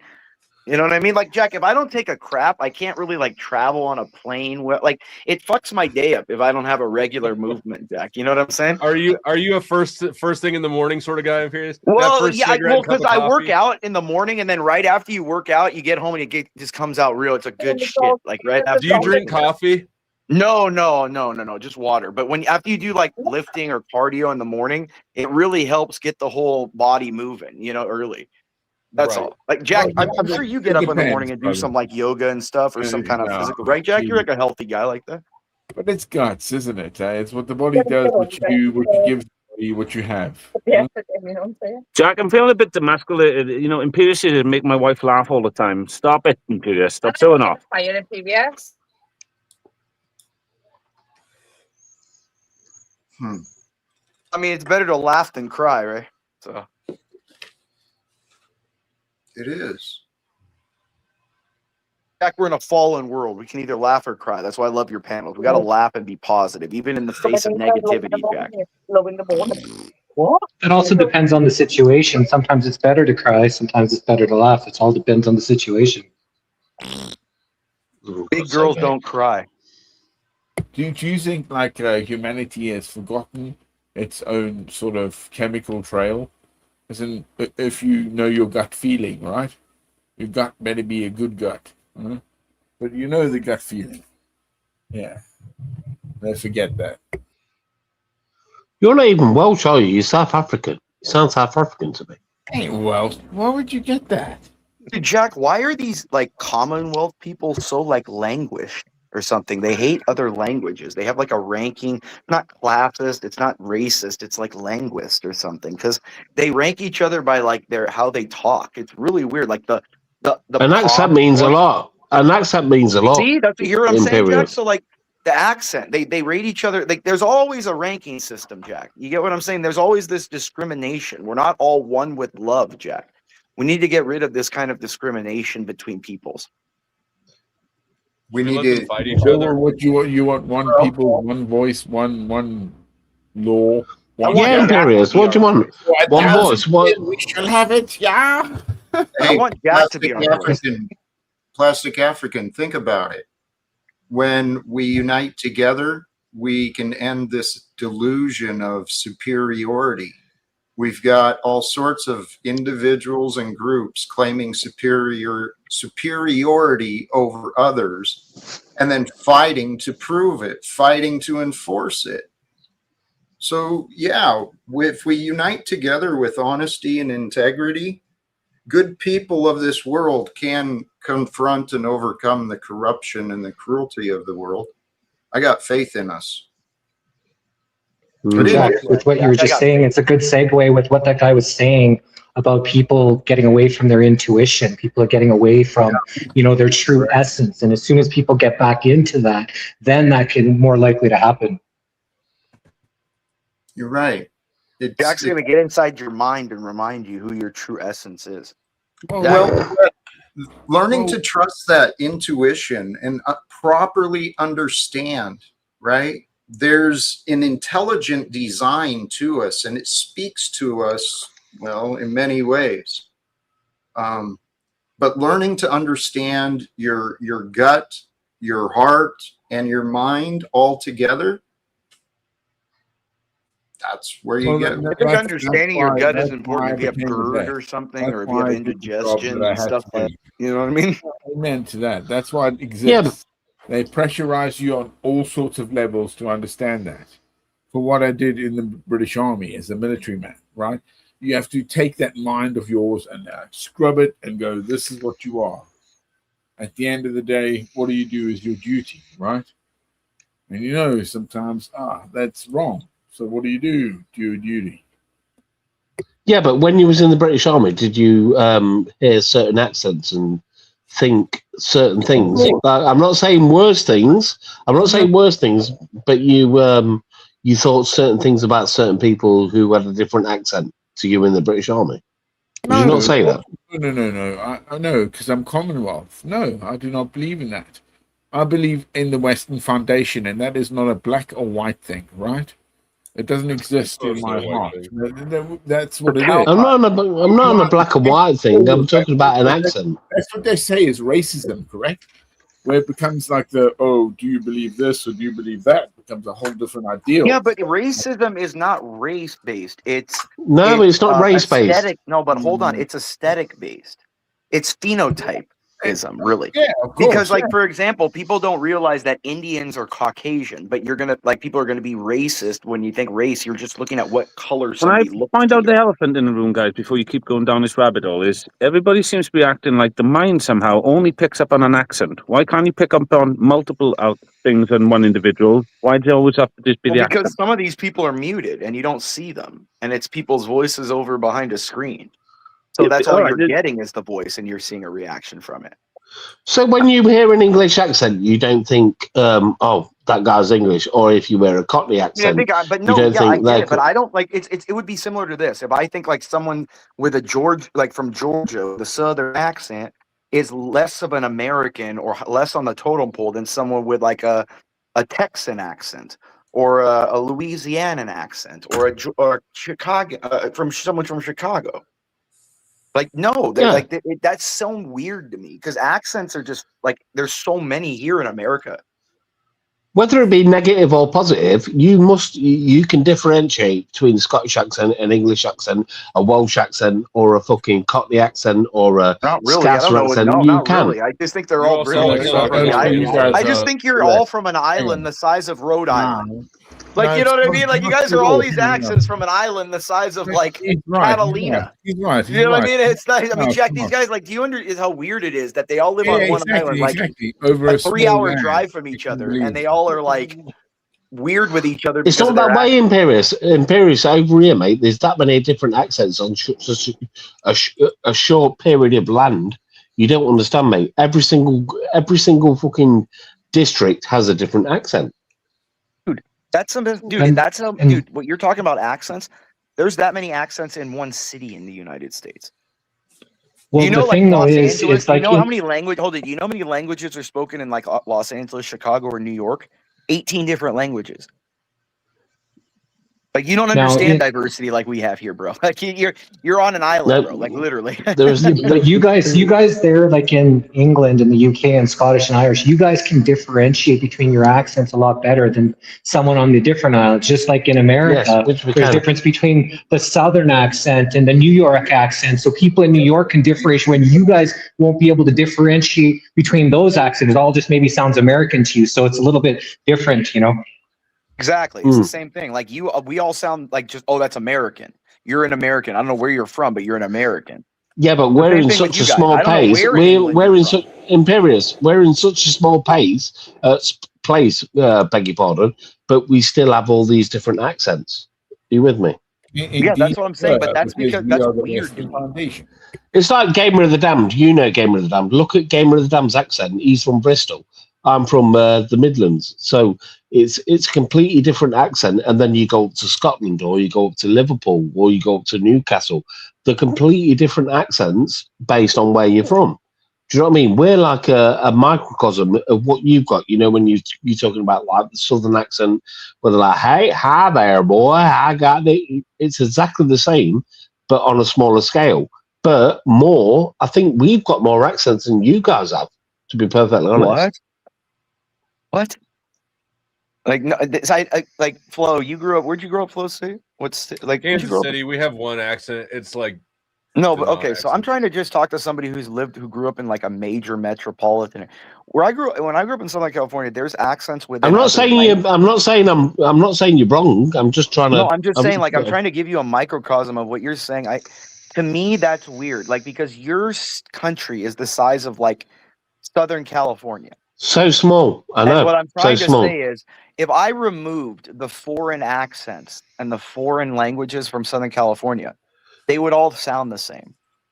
I mean, Southern That's California what I'm saying. Basically, yeah. Last time I was there, which was like 20 years ago, it was all I couldn't even read the billboards. Yeah, you can't, because there's like languages and then there's accents in different languages. Like Chinese Yeah, but people, with us, Imperius, it's not a different language, right? It's the same language but a different accent. But that's what I'm trying to say. It's weird that you guys are so close and have these different dialects. And because that has to be forced that it's like, you know what it reminds me of? It reminds me of gay guys when they try to talk super gay. They weren't normally like that, but they forced You go in there. You go in there. Yeah, No, I feel go like on. all the British people are like that because they're all like forcing these weird because you guys live that close. There's no way you guys are that isolated from one another that you would have these distinct dialects unless you're purposely trying to speak that way.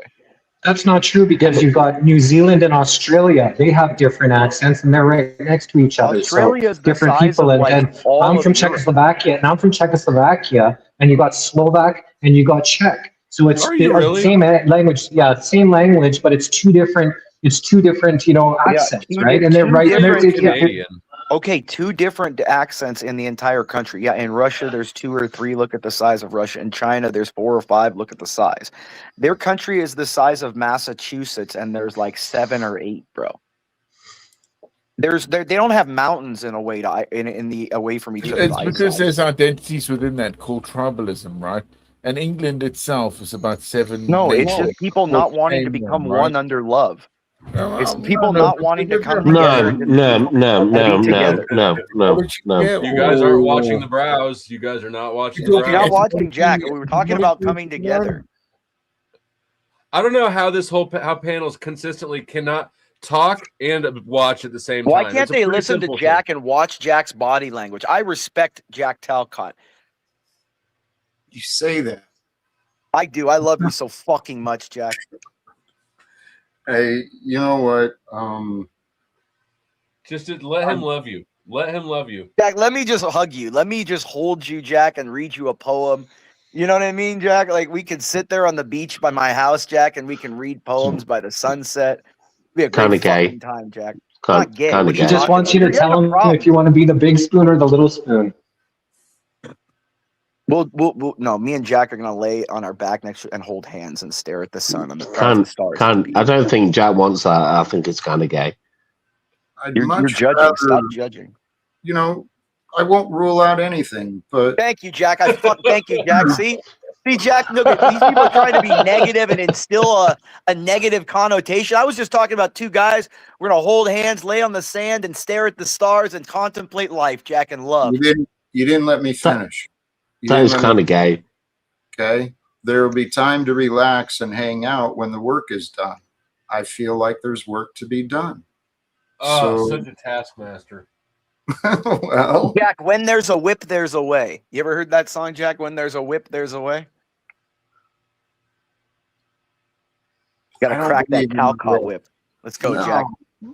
I'm really trying to sell the incentive, to be honest.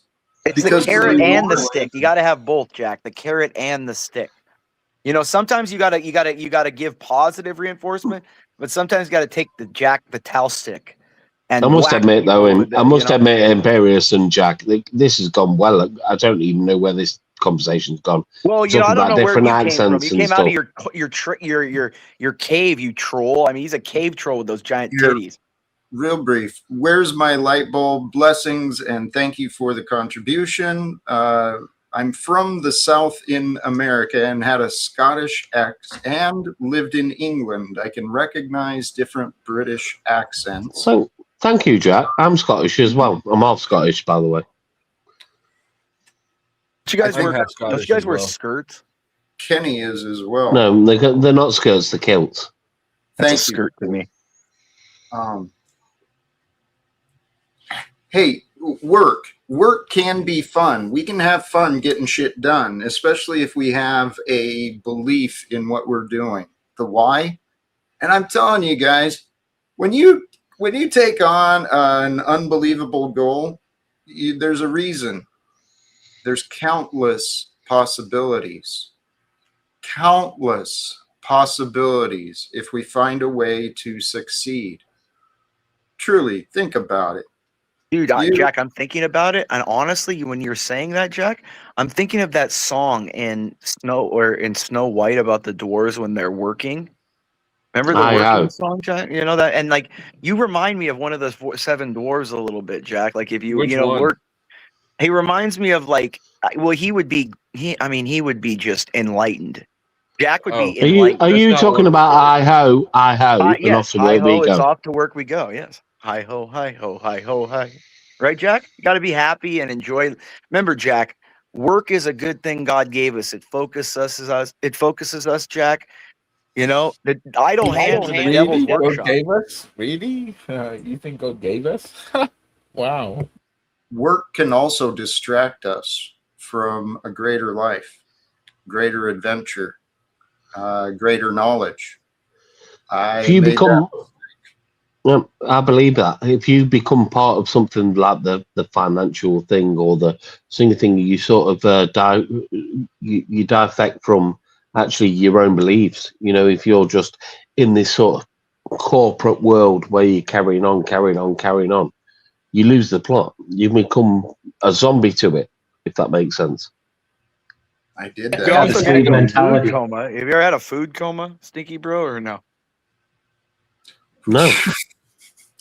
Actually, hey, that getting attached to Jack, you routine. thought that was funny, even though it was mean. Don't lie, that was kind of funny.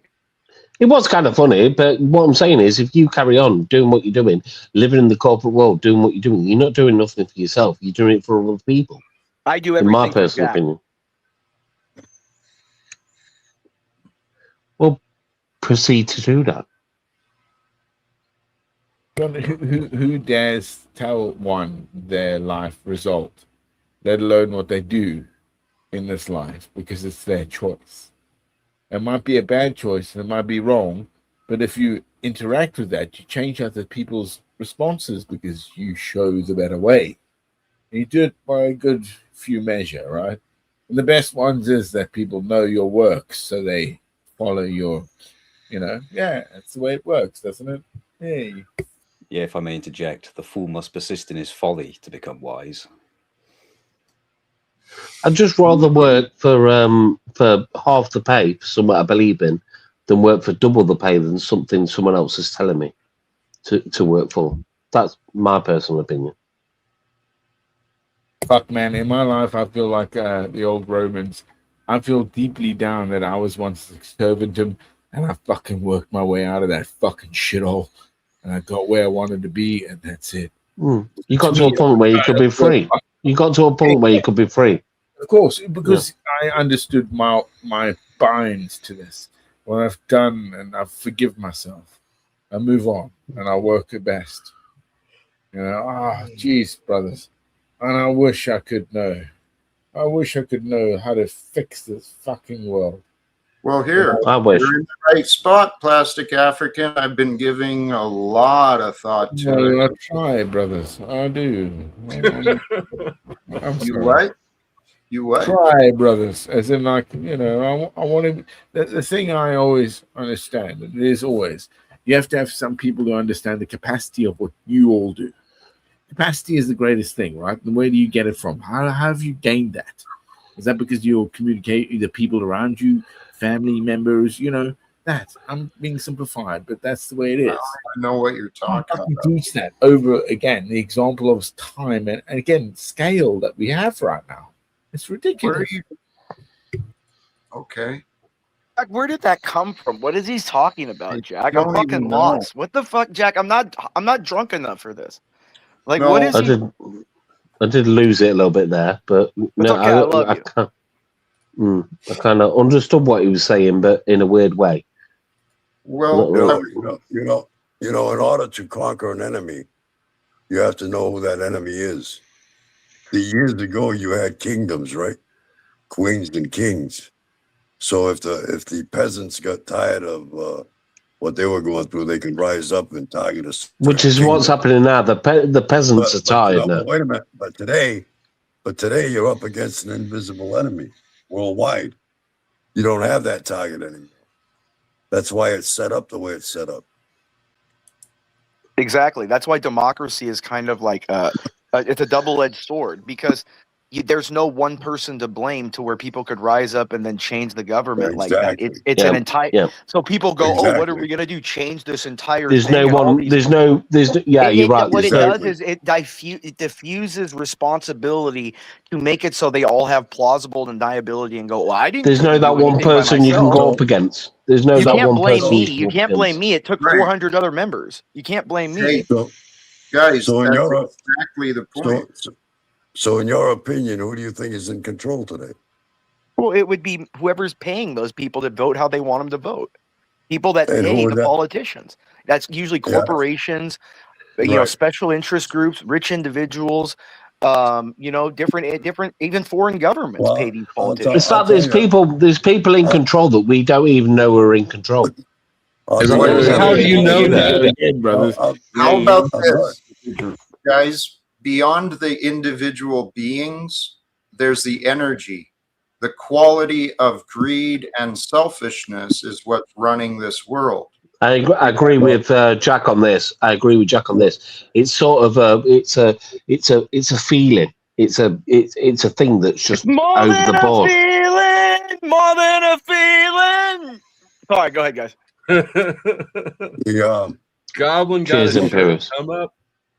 It's a spiritual, it's an entity. We can describe it. It has been described in so many ways. The psychological condition of the mob mentality, it's right now, humankind is in a fallen state. We don't know what we're missing out on. What it's all about is control, see? And the top of the echelon is the Vatican. Right, Jack. If you've ever been there, Jack, you get a feeling of awe when you're there, Jack. Are we going towards the Jews here? Are we going there? The Vatican has got more money than any other nation in the world. Exactly. He knows what he's talking. Exactly. And they're the ones that are in control. What they do is they actually practice evil under the guise of good. The Vatican got more money than all of the nations combined. Mother Teresa was a child trafficker, believe it or not. And years ago, that was sweet. She had access to children in third world countries all over the world. It's annoying because I can't not believe a word you say just by your voice. Your fucking voice is just fucking amazing, Jack, he bro. actually reminds me of an actor. I'm trying to find the guy's picture online, but he reminds me of an actor too. I'm trying to remember. Do you know who I'm talking about, Jack? He used to. Yeah, be like I know what you're talking about. I know you're talking about. He used to be he'd always be some kind of like wise guy or like a retired cop that people would go to like advice or something. It's I'm got trying like to remember his name, but it's killing me because his face. He looks just like him, Jack. He's got like Gary Busey voice, the Gary Busey voice that's dead dark. He's not. No, he doesn't look anything like Gary Busey. No, he's got like a deep, like an. Damn it! I'm trying to remember the guy's name. Like a fucking Jeff Bridges, Johnny Cash like sort of voice. I don't know. Yeah, like a Johnny Cash's voice. Yeah. Jim, you should share the story. What happened to you with the tattoo? Show the tattoo. You want to see the tattoo? All right, hold on. Let's see how I can do this. Where's that voice? That voice. I want to know where that voice is from. Is that an alien? Yeah, he went to sleep and he woke up with that tattoo. That's a true the story. Aliens tattooed you? That's why I started the Alien Connection Truth Network. You ever see that movie? What is that? Fire in the Sky. You ever see that movie? Yeah, of course I did. Yeah. Philip, Kinda reminds what me was of his that. name? Well, Philip. it kind of reminds me Phillips. of his tattoo because that happened at a lake in the mountains, and they like came down from the sky, kind of like his picture, so like on his arm says. It's interesting. What was his name? Randall Phillips, was it, or something? Randall Phillips. Bottom of the sky. Hey, Jack, what's your thoughts on aliens? I've heard enough testimonies that I trust there are other Are they beings. probing people, Jack? Do you think they're probing people? Come or on, no? Imperious. Jack was just trying to share his thoughts. I apologize. My bad. Yeah, you're interrupting now, Imperious. I just get excited talking about probing. Sorry. Go ahead, Jack.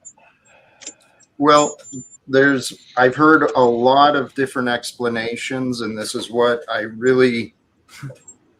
think we're going to have some fun together as a planet. When we stop fighting one another, we end this nonsense of secrecy and espionage and war. And We are the world. We are the children. Remember that song, Jack? Yes, we know that song. We know it, Imperious. We know. What it's I want to see disclosure. I want to see disclosure, but every single video I've seen is a bit blurry.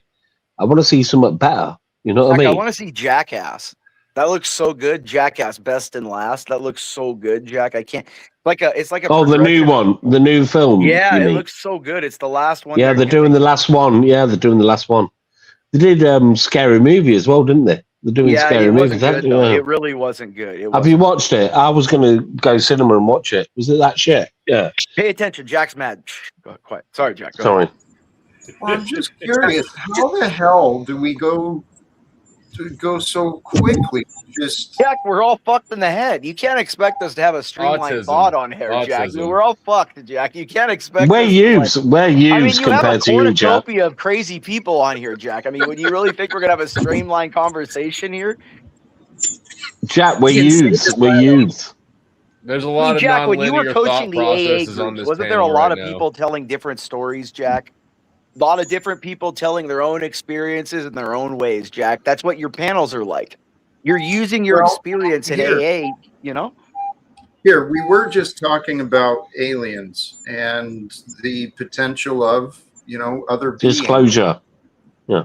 Well, through disclosure, voluntarily ending the secrecy, voluntarily telling the truth, it creates space for our world to become free. That's the path we're heading to, guys. I mean, the thumbnail and the image today was this idea. I feel it. There is something big happening. Get your mind out of the gutter, Dusty. Golly jeez. There's an explosion. Do you think America will be able to handle the fact of disclosure being, I mean, you're the biggest Christian country on Earth. You are more than Britain. Doesn't more mean than it. anyone. Aliens aren't evil like they're demons or something. It doesn't mean let's not talk about that. Let's talk about what Jack. I'm saying. No, I want to talk. I want to hear about what Jack's. Look at. We're talking about changing the world. We're not talking about changing outer space and the fucking aliens and traveling to the stars. We're talking about changing here and now, Jack. The people that are alive now, the children that are alive now, Jack. And like what we need to talk about, Jack, right here, is how we're gonna fuck these politicians up, Jack. We gotta fuck them up, Jack. I'm telling you, like, I was thinking, Jack, a good way to do it. We should have each one of them take a blindsided across the middle of the field pass and get hit by Brian Dawkins. I think that would be a good. Each one of them gets hit by a blindside tackle by Brian Dawkins after having to catch in the middle of the field. That'd be. I think that's what we'll do, Jack. How do you think about that? It's a sports reference that means nothing to me. I get the idea of blindside tackle, but I don't know the reference. How about this? I can't really be part of that. Being British, probably get arrested for saying it. But you can roll after the game's over. Yeah, probably. You guys can drink though. We like you guys are tailgaters. You're good tailgaters. What I'd rather do is convince the Republicans and Democrats in the United States government to join our efforts. There's a lot of people working towards reform. And so why not get the people involved in the corruption? Why not get them on our side? I don't want to approach them as an enemy, nor as a subordinate. I don't want to go in there pleading with the boss. I'm talking about, hey, brothers and sisters here in America, where do we have equality? Is that reality in this society? Do we give a shit about justice? I mean, oh, I forgot. Guys, I have this idea. You know how I am. I got these ideas and these crazy goals, but why not? Let's put a timeline. July 4th is coming again, and it's a special anniversary here in America, 250 years. Why don't we make America become what it was founded to be, this successful experiment of freedom and democracy, where neighbors look out for neighbors, men and women treat each other with respect. We have the opportunity, if the representation of America would work together, we could share independence with the entire world. We could renegotiate this entire debt slavery system. The problem with that is the ones who are representing us are the ones that are in control, that are suppressing you right now. I'm not suppressed. That's what I want to talk to them about. I want to talk to them about their dereliction of duties because they've sold out. Well, of course, they've sold out whoever's in control. The people have the power when the people claim their power. That's right. They're going to claim it, and you got to get enough of them to stick together. That's the trick. That's that's exactly the path I'm on. My hope, my prayer, my purpose is to connect with other people who believe enough is enough. We see enough evidence. We've learned enough details. It's time to step in and take action. I think you've got to get the people that don't vote to vote. Does that make sense?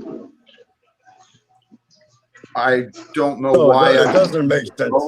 It doesn't make sense because whoever gets elected, you're going to have history repeat itself anyway. Whoever you vote for, the government gets in. What's that? Jack, you've got a very healthy and mature way of looking at it. If people don't vote, the government that's in power now gets the vote of the people that don't vote. Do you understand what I'm saying? Well, yeah, but it's all a cycle. It's all a cycle. You're never going to get rid of it. I'm not going to go out and promote people to register and vote. There's been enough others who have been doing that path. What I'm suggesting is we as people find a way to invite ourselves to the table. I did this as a union guy. I promote it in the city, in the community, in every place we can, guys. We need to invite ourselves to the table so that we stop fighting each other for fucking scraps of dignity, scraps of income.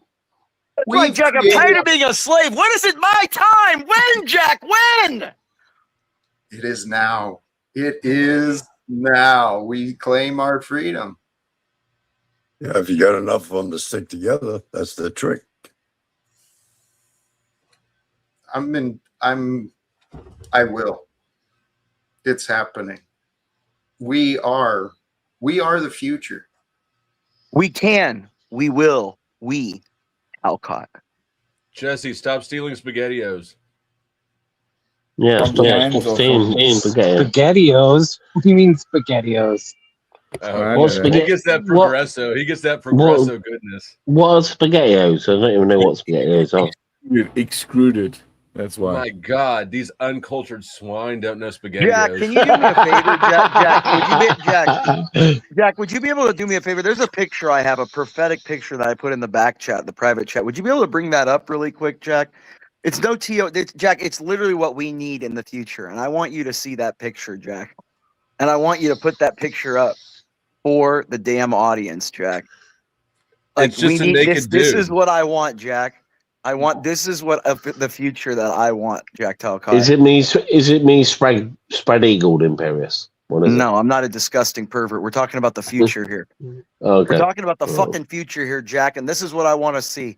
So I see a new thumbnail incoming. No, that is the new thumbnail. Jack, are you gonna? You should use this for your next show, Jack. Right here, everybody. Oh, what Jack, what happened? It up. Jack, what happened? It keeps Jack, doing this. Jack, what happened here? More progressive. Just a minute. It's going. Okay, Jack. I got you, Jack. You want me to put the link again, Jack, back there? No, here. Let me just try it again. It's a prophetic picture that is going to happen. It's I not know, I see it. It's not a question of if, but when. There it is. Here we go. And it disappears. And it disappeared again. It's all right. Just Jack. like the reality. Just No, that is no. That is reality. That is reality. It will be. It will Talcott be. reaching to Congress. What's it? What's that dude's name? He's Speaker of the House or something. Mike Johnson back there. Mike Did you see Mike? Did you see Mike God. Johnson? Did you see him and Kamala in the back, Jack? I saw Kamala. Kamala looking fine as always. Jack, she can be your next baby mama, Jack. Jack, if you don't mind, sorry, Imperious. Jack, if you don't mind, Imperious, if you don't mind, close straight. One in or I will. I'm going to go now because I'm going to watch the England game for the World Cup. Talk about a soccer game where we're talking about the future of the human race. Jack's talking about bigger pictures here than kicking a ball around. The soccer games are in town here this year, and it's clogging everything up. Nobody it is everywhere. The planes, all the flights. I'm sorry. The English took over. Jack, The English took over Dallas. They took over fucking Boston. I'm sorry. I do apologize. Screams Dallas, but we're in Kansas City now, and you Mary Poppins motherfuckers can't drive. Jack, you notice that these English people can't deal with the heat, Jack. They're all dying in the heat. They can't. They literally are all sweating. They're dropping like flies, Jack. Listen, Imperious, I'm going to go and watch the England game. I'll see you later. Jack, I'll see you later, mate. Love you to bits, See mate. if the English make it through the game. They can't even breathe after the humidity usually. Well, probably. They're all like me. They're all on CPAP machines. Jack, you know what's funny is their top athletes in Europe can't do what 15-year-old kids in high school do, Jack. That's what's sickening. I missed that. Hey, well, they're dying just running around. Our 15-year-olds run around in pads in high school, Jack. Hey, Goblin, welcome to you. You've been here for a while. Were you joining with any thoughts or ideas? Anything coming up for you? Not really. I just came to hang out, tune in on the conversation. You know what I mean? It's another. I think you've got people backstage. You probably know that. I've got one, but I'm not sure. Let's see, Mr. Snafu. Jack, will you open the love today? Do you think we can see if he wants to love everybody or if he's going to be aggressive again, Jack? Like, do we on a Saturday, do we try to give love on the Sabbath, Jack? You know what? It used to be the Sabbath.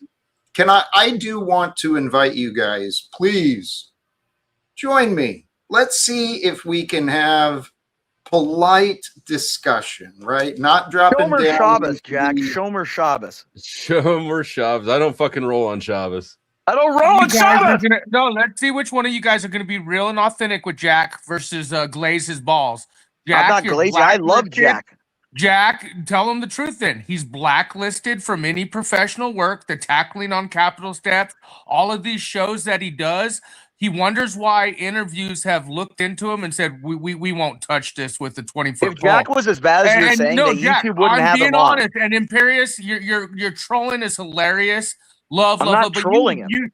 You would damn well know this motherfucker ain't doing shit. I And damn what's well funny, know Jack, you- I you- offered the other day to call the United Nations to get Jack at a table in front of people. He says, fuck me, puts me back there, and then gets all these British cucks and weird foreign All I fucks know and- is Snafu. and Jack, All you're I a know. failure. But here's the deal. If you Snafu. guys really believe this man could do anything, he's not.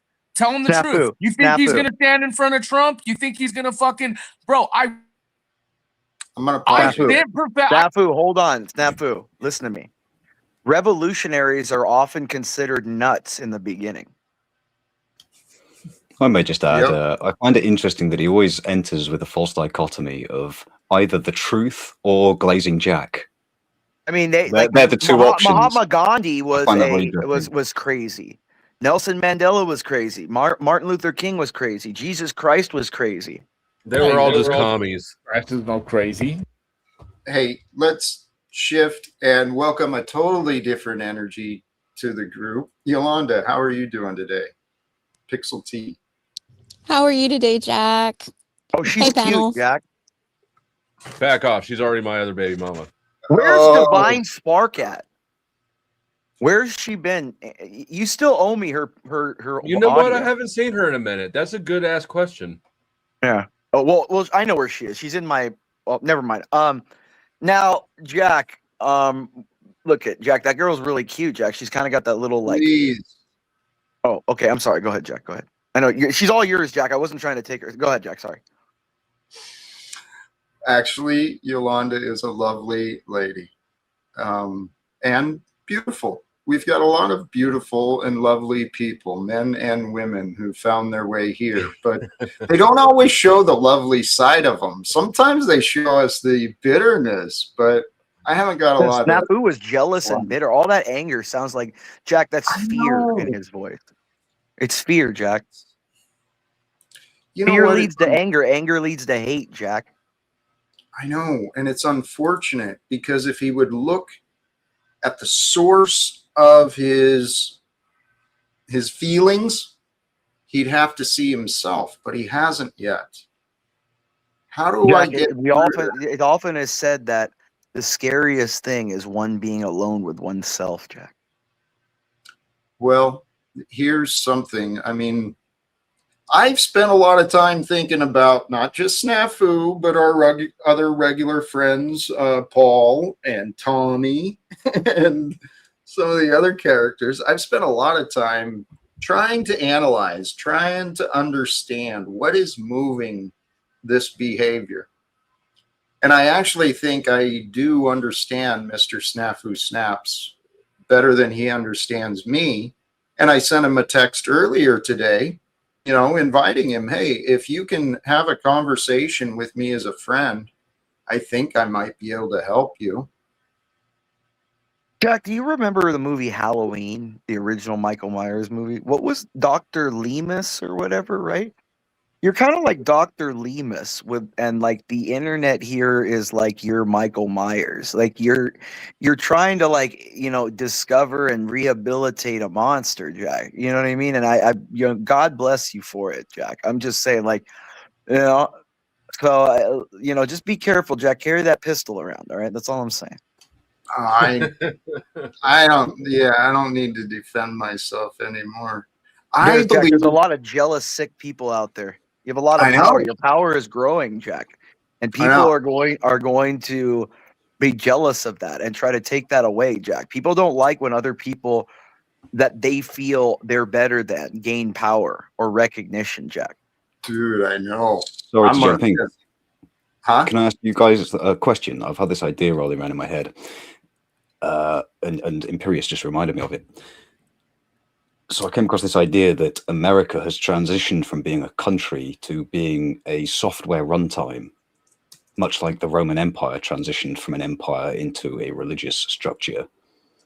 I wonder what your thoughts are, because America's been a sort of global system for a long time, and it seems to be virtualizing so that it doesn't need to exist physically The parallels with Rome is more that the empire fractured because of unchecked immigration, inflation, spending, overspending on military, and it's the same thing we're doing. It's a parallel. Just that, bro. Come on, Imperius. Yeah, it is. No, if you look at exactly what happened to that virtue, it's almost exactly parallel. No, you can't have that for so long. That's what broke is lots of things. Okay, you're right, but the one at the top end was because they had the lead in the water. So that brought it there. Then there was the lead. That's not what people have had lead in water for. There's a lot of factors here. Okay, there's always going to be, but here we are today.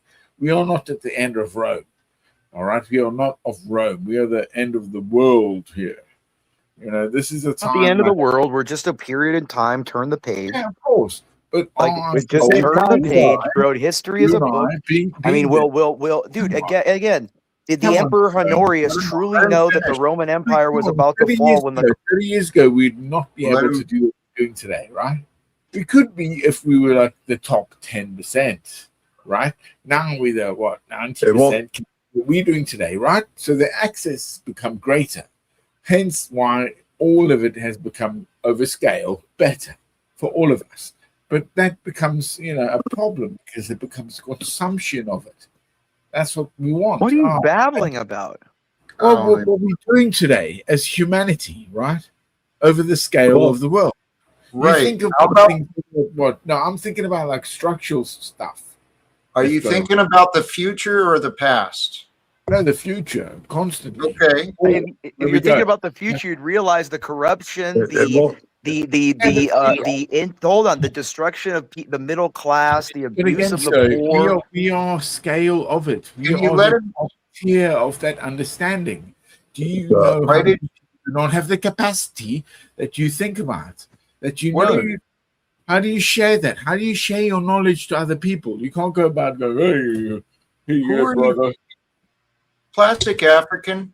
I'm trying to understand and trying to follow you, but you keep interrupting, and then the conversation, I'm not even sure where you're going, man. That's why I'm asking. Are you thinking about the past or the future? I don't see what you're talking about. I think the future is problematic because we don't understand our past and what it was to be proud as the Western civilization, right? Well, so this becomes a problematic issue for you. Maybe you have a problem with the past, not knowing the past, and you're. I get what you're saying in the greater scope. Many people don't understand how we got to this point, right? So in that aspect, maybe I do understand what you're saying, Plastic African, but this is where I think the disclosure in really confronting the corruption will require the truth to be shared. And as people know how we got here, we would end this fucking Federal Reserve immediately if people understood how it worked. But there's enough people that understand. But it won't. Jack's a true revolutionary. He's talking about changing the system. He's not talking about just sitting there and going, "Oh, let's keep things the way they are." Jack wants to go in there and show that we can be good people and run the government. We don't have to run the government in a way that abuses people all the time. No, and that's just it. Let's learn from the past, right? Let's learn from the past, but be mindful of what we want to achieve in the future, Jack. That's you know what I mean? exactly Like we learn from the past and we keep mindful of the mistakes and the things we've learned, the lessons of the past, but we have a vision of a better future, Jack. A future with Talcott leading in Congress. A future with a future with Mariah taking my dick this evening. All kind of great future. Sorry, go ahead. Sorry. You do so good and then you go so wrong. I'm sorry, Jack. I get I was watching TV, I saw boobs. I'm sorry. Go ahead, Jack. Period. I know. Well, I do believe that we have the opportunity. If we learn from the past, then we can trust that nonviolent action has value, right? And if we really look at the state of this American nation, we've got every reason to intervene. We've got so much evidence that if you know where to look, and this is where I've made my path more difficult, because in my head I don't have all these details, but I know the people I've been learning from, and they can just spit out the facts and the details just out of, right? They know it. Jack, you're what they call a visionary. You're like the Steve Jobs. You put the big picture there and you let the engineers solve the intricacies, but you give the overall goal and the big picture, Jack. You're a big picture guy. That's what I think, Jack. And Jack, did you see that there's a Troon in the chat now? Even Jack, look at you're bringing people of all difference. You have you have Melanie the Troon in the chat. You should bring Melanie up, Jack. I like Melanie. Melanie has bigger balls than most of the panel hosts on here, Jack. Like Melanie doesn't mute people and get scared. Like Melanie's not scared of ideas, Jack. Melanie doesn't live in fear, right, Jack? No. Dude, I would let Jack come around and beat me. Like I would, if Jack beat me, I would thank him afterwards. Hey, Yolanda, thoughts, please.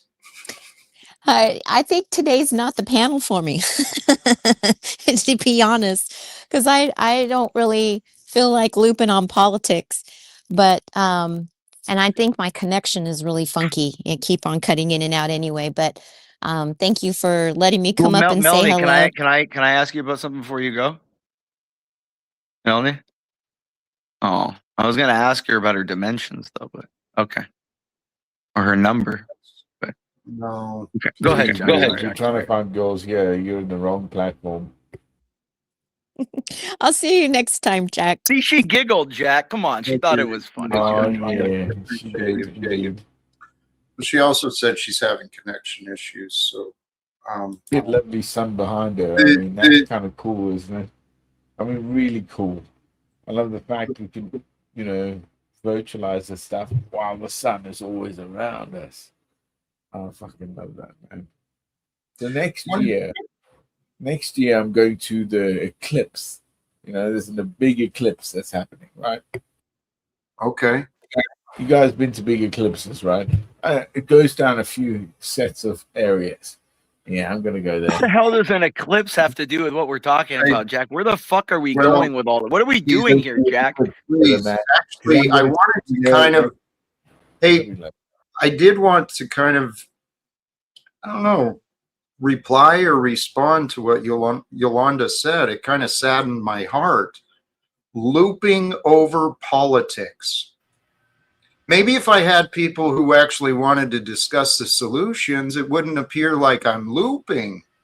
But I'm inviting, let's please, guys.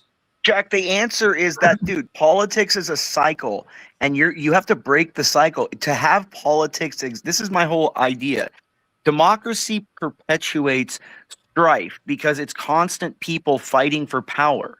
If you have a monarchy or a despotism, you only have power centralized, and there's never any taking that power away. So you don't have all these people fighting amongst each other, Jack. You know what I mean? Like, we've got to figure out a way to have people stop fighting for power, Jack. That's, I think, the big goal. You know what I mean? Because all of this behind the money, it's power, Jack, is what people want. Right. The insecure seek power. It's the only way they know how to feel safe. But I suggest a true, mature man doesn't need power to feel safe, right? They know the power of being safe. And this is where our world has failed, right? Men's job is to create a safe space for the women and children to thrive. I suggest in the greater picture, guys, men, we're failing. So we're failing because of what reason? Jack, I would see that most men, Jack, most men are not men anymore. Well, most men aren't men, Jack. I mean, let me explain. I was walking around, Jack. What is a man to you, Jack, I don't see many 25-year-olds or younger who could even grow a beard anymore, Jack. You're fucking wrong, right? And the law is going to get over your ass. That's the problem. Shut the fuck up, bro. Angst is there. That's the fucking problem, motherfucker. You know, like Jack says here.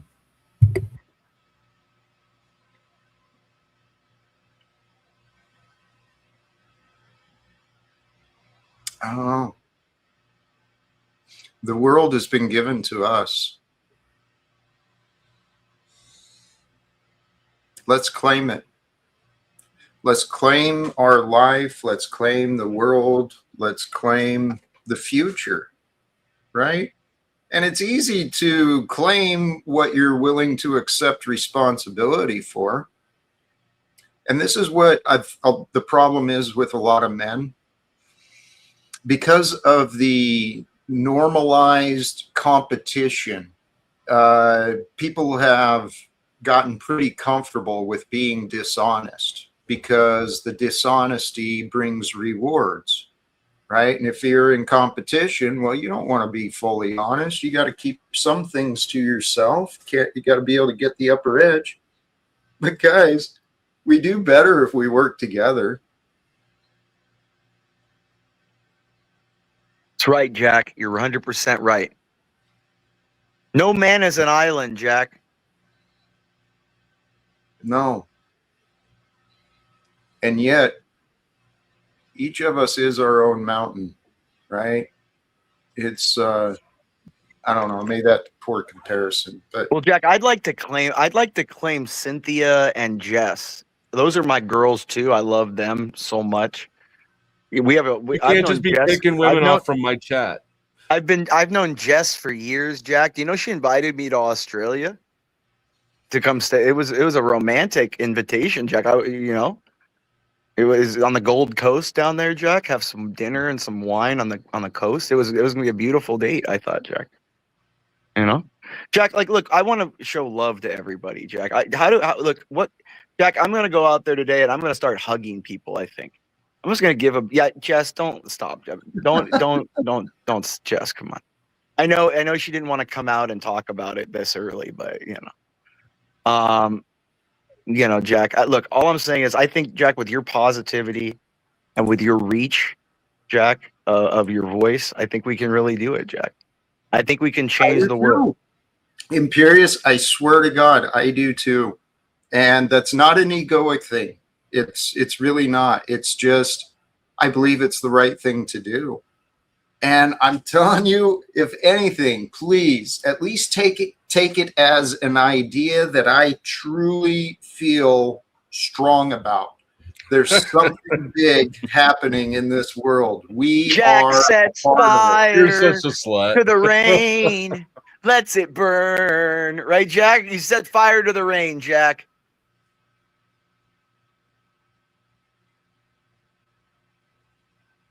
I don't know about that. Yes, you do, Jack. You're exchanging things. You're something big's happening, Jack. Jack. Have you ever seen anything called chain lightning, Jack, in real life? You ever seen? That's like Jack, when you talk and you're changing things, you're trying to bring about like chain lightning, Jack. It's an amazing experience, Jack. If you ever see it. Nature. See, that's another thing, guys. Nature is just friggin' amazing. It's gorgeous. It's powerful.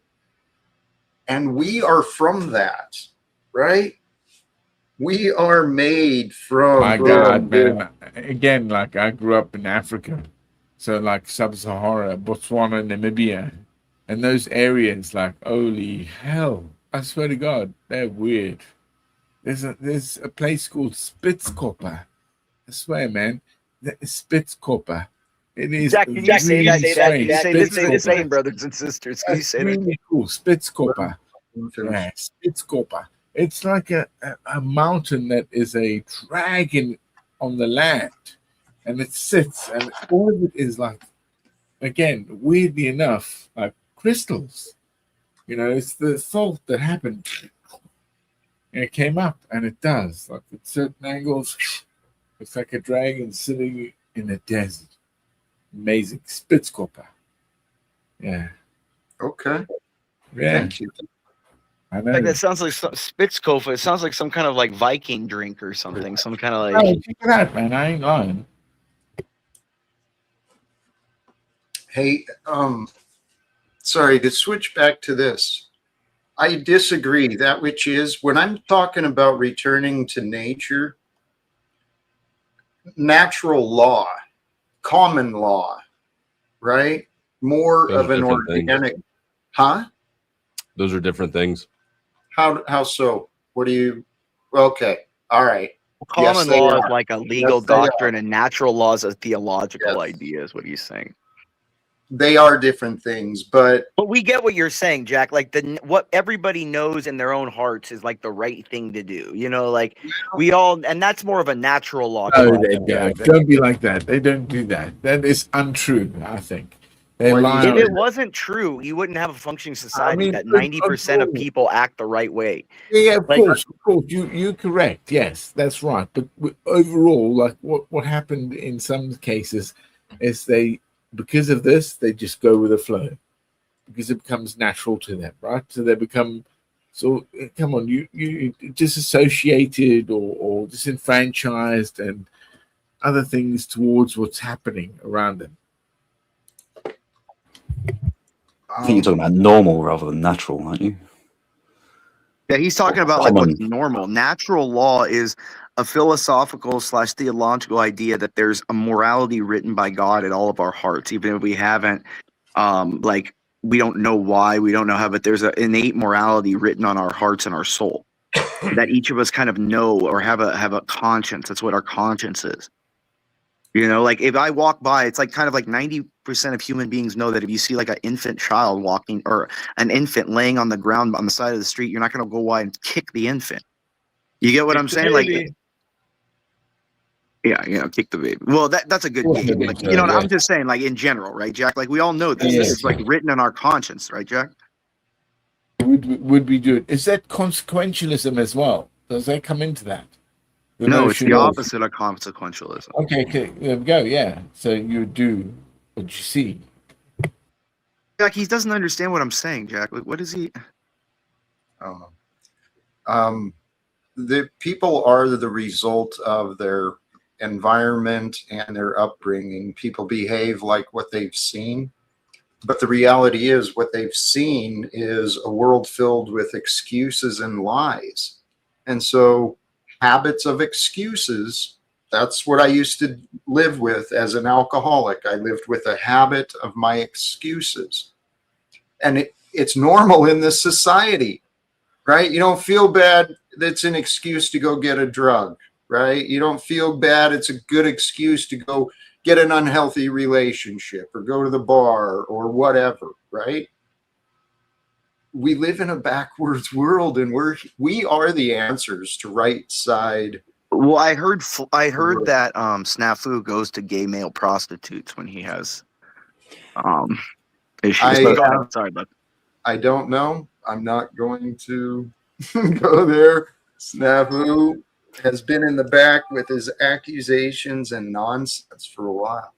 If I may, Jack, I think the problem you're wrestling with, and I know I have harped on about this before, but you're asking people to wake up to the external conspiracy, and a lot of people haven't woken up to the internal conspiracy. I know I hadn't. And I think that makes it really tricky, because you can realize all this stuff in the outside world is a problem, but then to begin acting on it from a position of internally conspiring against your own being, I don't think is going to provide, I won't say solutions, but I think resolution. Fucking hell, is it like a code that's gone wrong, right? You can like break it down to that, zeros and ones. Couldn't you? Humanity. All the way back to the Byzantine Empire. Where would you want to go, right? Well, I was talking specifically about the individual. Well, the individual out of the scale that has existed right now. The individual doesn't think like you and me. Again, capacity, like I was saying, you guys have great capacity. You are blessed on this earth, always. And you're right. Like, what should we do, and how should we make this notion of what we have in our hearts to spread the word? That's the beauty of the Christian, isn't it? Send the word. You're free, motherfuckers. You know. Oh, you live the word. You spread the word by living the word, like Jack said. Yeah, that is a beautiful thing. You're right. Yeah, you live God. If you love me, you will follow the commandments. You're That's right. what he said. You are absolutely right. You live through God because you choose the right. When you go wrong, you make it better, and you come up with solutions. And you repent. Jack's coming up with solutions. That's what we're trying to do here. Oh, how do you know I'm not? Well, because Jack, you're not listening to Jack. Let's let Jack tell us some more solutions. Well, the solution is we work together and insist upon the truth. Here's the truth. I got to go here, Jack, but here's the real truth. The truth is, tonight, I'm going to have Cynthia and Jess at the same time, and it's going to be a wild slip and slide type of night, Jack. I'll have a good one. I'll report back on Monday about it. Good luck. Sweet dreams, brother. Holy cows. Imperious, thank you for swinging through. What a wild trip. Hey, the solution, though, that that I do believe is pretty simple and obvious is no more secrecy amongst these entities that are heartless, the governments and the corporations. If we stop those employees from lying to the customers, to the public, to the constituents, we raise the standards, right? That's what I'm talking about. If people understood what they eat, right, how they get their food, mechanics of it, over global numbers, we're talking billions of people, man. Food Right. that's always shown, right? So if you tell people, yeah, this is what you get, yeah, here we go, it's going to make it better, is it? You're going to stop us doing that, or is that warfare, or what should we go with? Go to Mars? I don't think you're talking about what I'm talking about, to be honest. Well, I think it's always the way we live right now. You have a computer in front of you. You're living in a four-walled house. Okay, and again, okay, come on, man. I'm not sure. Plastic African, I don't mean to be rude or a dick, but I don't feel like we're having the same conversations. And I'm trying to figure out, how do I have the same conversations with someone I'm trying to talk with? Not just you, it's a common pattern with me. But what I'm suggesting is, if we unite together to overcome the corruption, the truth shall be set free. And when the truth is freely shared, the people shall be set free, right? It's fulfillment of prophecy for the religious type. And I actually thought there'd be some support, some people that, yeah, let's see if we can do that. Let's see if we can serve God. If you all were less selfish, you'd give me more of your shit. That too. And the powder dusty earns it. He spends time creating and actually, dude, I got to give you some props. Some of your shorts and stuff, you're doing a nice job with, man. Thank you. Funny stuff coming out. Sometimes. I don't know. Hey, and I don't mean to be. Speaking of, did you see my last short? I think it was second last short, where Marte made a challenge and I proved it. That motherfucker has not given me my $100 yet. Can you believe that?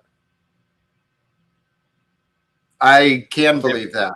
Yeah, I can too, because he's a scumbag and he has no common decency. But if he did, or integrity, if he did, he'd give me the $100, but he doesn't, because he didn't have any. I can't speak to it because I don't think I've ever actually even had a conversation with him. I don't know. Well, he's much an about aged him. out cam boy. I've heard about him through you. And apparently he paid Grid 1 today after cheating and stealing the prize money for 9 fucking months. I finally had him enough that he's paid Grid 1. And Grid 1, apparently, correct me if I'm wrong, Grid, apparently the reason he couldn't pay is because now he's got fucking cancer. Ooh. I call cap on that.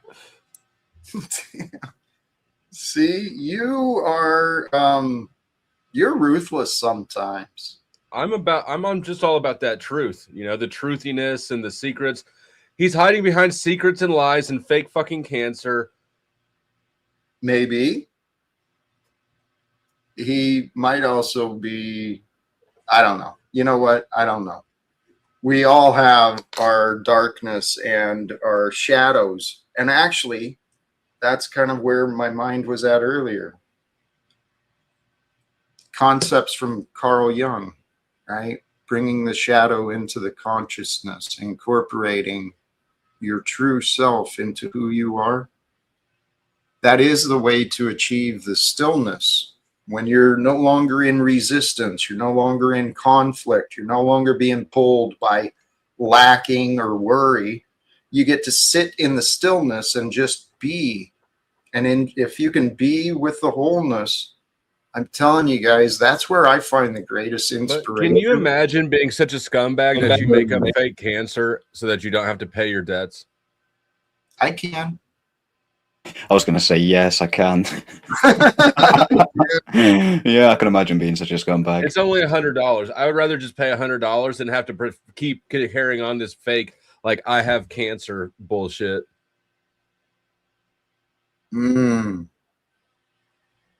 What if of course I don't do things? I don't do things like make announcements like anybody who can prove me wrong, I'll give them $100 if I don't have $100 to give up. Well, what if it's not to avoid the debt, but what if it is a genuine try for attention, some support, some compassion?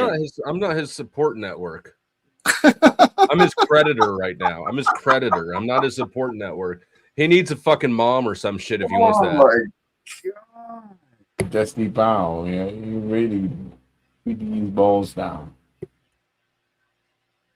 Balls out, balls to the wall. This man is faking cancer, and none of y'all have the stones to want to push through to the truth. You're living behind fear. You're fearful that he actually does have cancer, but he fucking doesn't. And I'll stand right here and say that. Man. And if he does have cancer, if I find out that I'm wrong and he does have cancer, he still owes me $100. I don't even give a fuck. Yeah, exactly. You take it from his damn dead hands. I'll take it right out of his chemotherapy fund, just right out of there. Get him the fund, man. Unplug one of those hoses and pump it into my bank account. He gives me $100 and pump it out his blood. And he sell his blood for $100.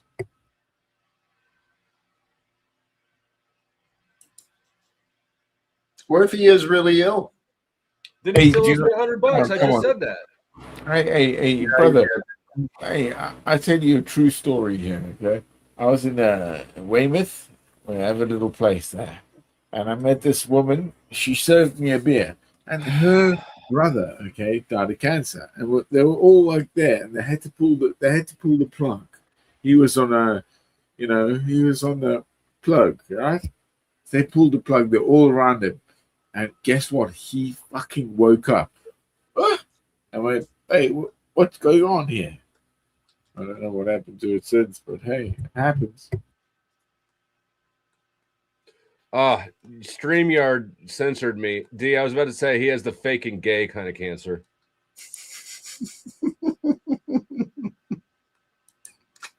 You know what, guys? I friggin' love you. I really do. But I mean, Jack, here, okay. Who said what if he really does have cancer? Who was that? That was Crystal Shaman. Here, Crystal Shaman, if you think he has cancer, you pay his debt that he owes to me, and then you collect it from him if you actually believe that. Let's put your money where your mouth is. I'll put my Cash App on screen.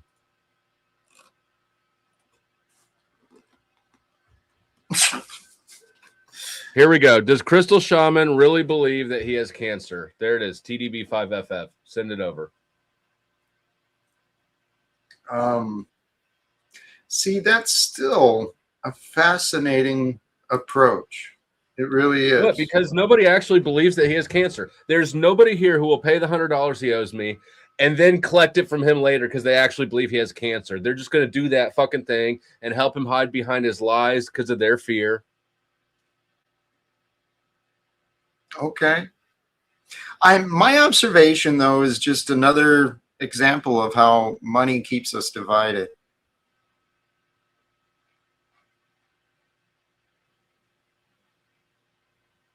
And we don't have to be that way. All the tools are used to keep us divided. The objective is to overcome all the paradigms because teamwork does make dream work, and that's why they want us divided so we can easily be controlled as it's always been. I don't remember who mentioned it earlier when they brought up the Roman Empire, but the fact of the matter is when they removed the middle class, that's what caused that empire to fall. I'm seeing a lot of those same things today. Hey, Jack, that happened in World War One, didn't it? That's why World War One was one of those things with Britain. Yeah. That's Jack, how many people are watching now?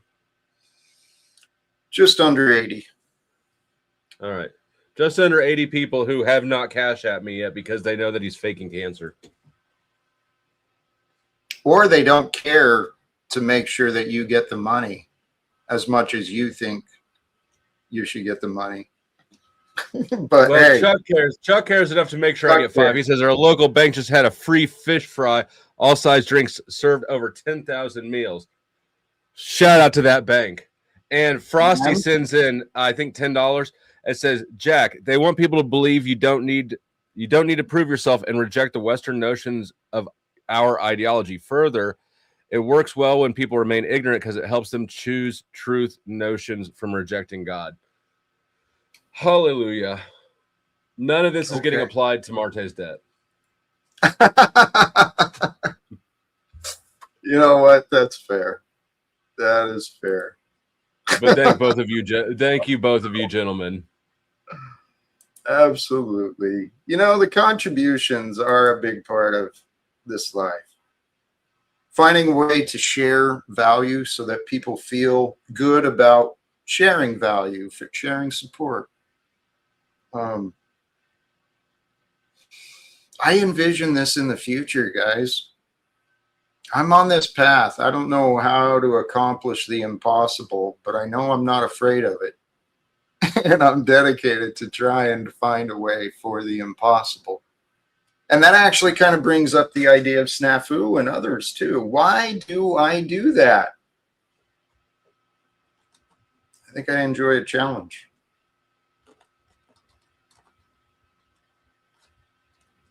We all enjoy a challenge in our own different ways.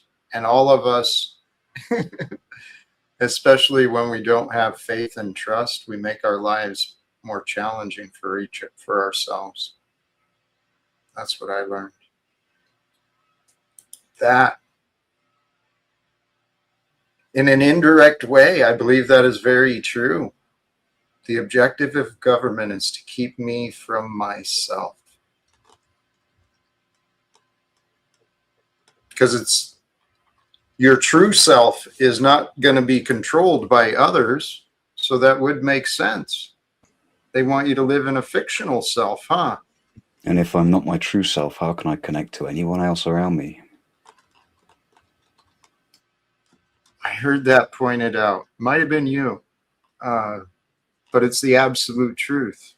If you don't know who you are, how do you connect with others? Hey, and Plastic African, golly geez, thank you, sir, for the participation and contributions. It's just coin for what you ask is just plastic. Is that a quote from somewhere you recognize? I don't know. Thank you, sincerely. I'm going to offer this. Any directions you guys want to go? Any ideas or topics we should unpack? Otherwise, I think I'm How many ready people to are start. watching now? Just under 80.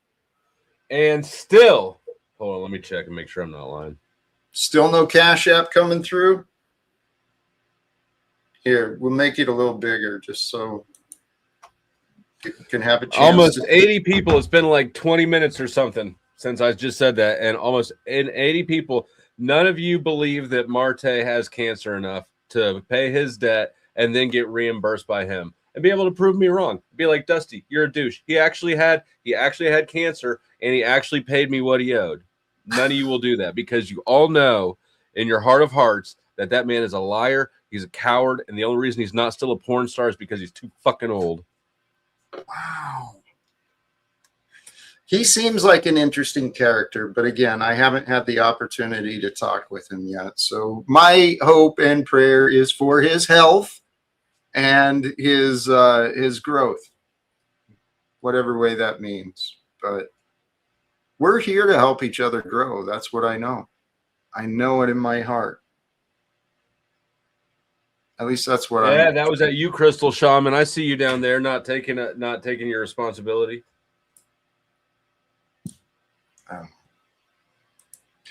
Anyway, I'm just feeling. admit it. Hold on. Can Crystal Shaman just admit that he's got fake cancer? I don't know. Got a Frosty in the back. Oh yeah, Frosty asked for the link, and I know that you just said that you're wrapping it up, but you were still kind of babbling, so I dropped it. Sure, that's good. Welcome, Frosty. What up, Frosty? Hi, what's up, guys? What's up? Oh, it's the glue bandit, the super glue bandit. I don't know about that. Welcome back to Kenny as well. Made it back home. Kenny got fussy at a bar that he wanted free ice water from. They didn't put ice in the water for him, so he filled their locks with super glue. Shoe glue. It was shoe glue. Shoe glue. You did do that, allegedly. Allegedly. That magic word. Nothing's been confirmed yet. I missed that. But I did happen to go past the place on the next day, and I did notice that the lock on the door was missing, and the door was open. So something certainly happened. People don't know about nail polish remover. Will that eat through to shoe glue? Damn, I didn't Was know that- about that either. Nail polish remover dissolves super glue and shoe glue and all These the fucking island blokes are crafty. People. So what's the chat? What ideas have you got, Jack, to change the world? You mentioned something about you want to abolish secrecy. Yes, sir. Earlier on, but you have to take into account like data protection laws for like Health Insurance Portability and Accountability Act protects sensitive patient health information.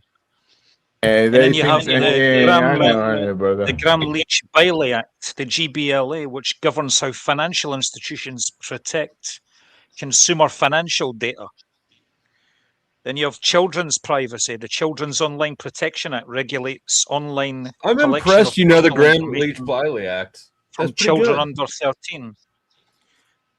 You have the Fair Credit Reporting Act, the FCRA, which regulates the That's not collection why and that use was of created. consumer credit information. That's not Government why that data. was The created, Privacy though. Act. The Privacy Act of 1974 protects personal data held by federal agencies.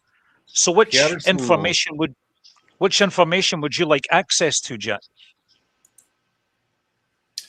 Well, many of the things you were describing, it seems like those protect privacy. Now, to me, there's a difference, a distinction between individual privacy and intellectual property. I think the idea of intellectual property is what, well, it puts a price on good ideas. And as a result, Gramm-Leach-Bailey Act. Sorry. We've been sold some pretty poor ideas. So regarding this, the idea of privacy though, Kenny, too. In this day and age, right, we've got all these online products and all the social medias, the ones that don't charge, we are the product, right? It's no secret these corporations are gathering all of our private detail.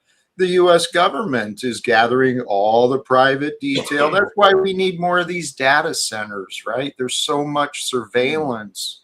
And They're building data. some by us. At least they're trying to. The local community is throwing a fit. I'm not really sure why. Like, I haven't paid enough attention to it. We're just trying to stay here. We're in a good school district. We don't really want to live here forever, but this is a good school district. So we've got like 2 more years of high school. We're just trying to get through. I don't really care what they do in the long term. When we sign up to apps and when we key in, like we allow certain permissions, we also inadvertently agree and volunteer to allow these companies, these private companies, to use our private information, which they may sell to third-party companies for advertising purposes. Right. You know? Yeah. Yep. Hey, Goblin was trying to jump in with something. Please go ahead. Yeah. I personally think, and I don't think I'm the only one that thinks this, but actually the whole reason why they're doing this, the Online Privacy Act thing is because it's actually tightening up the pliers on everyone. And it starts with one type of people that they want to limit, And then it becomes more people that they want to limit. And this is how you suppress free speech. Go ahead.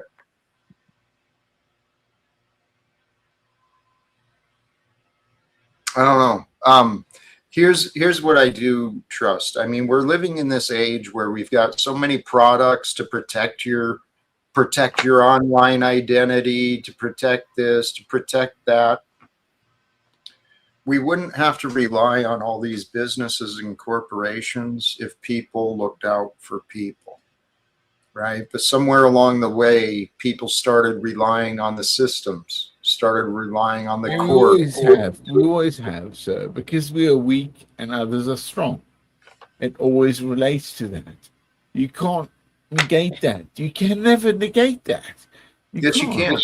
No, you can't. You have to always give it something that is a barrier, which is, fundamental, which means if you break this barrier, the barrier would be death sentence to us all.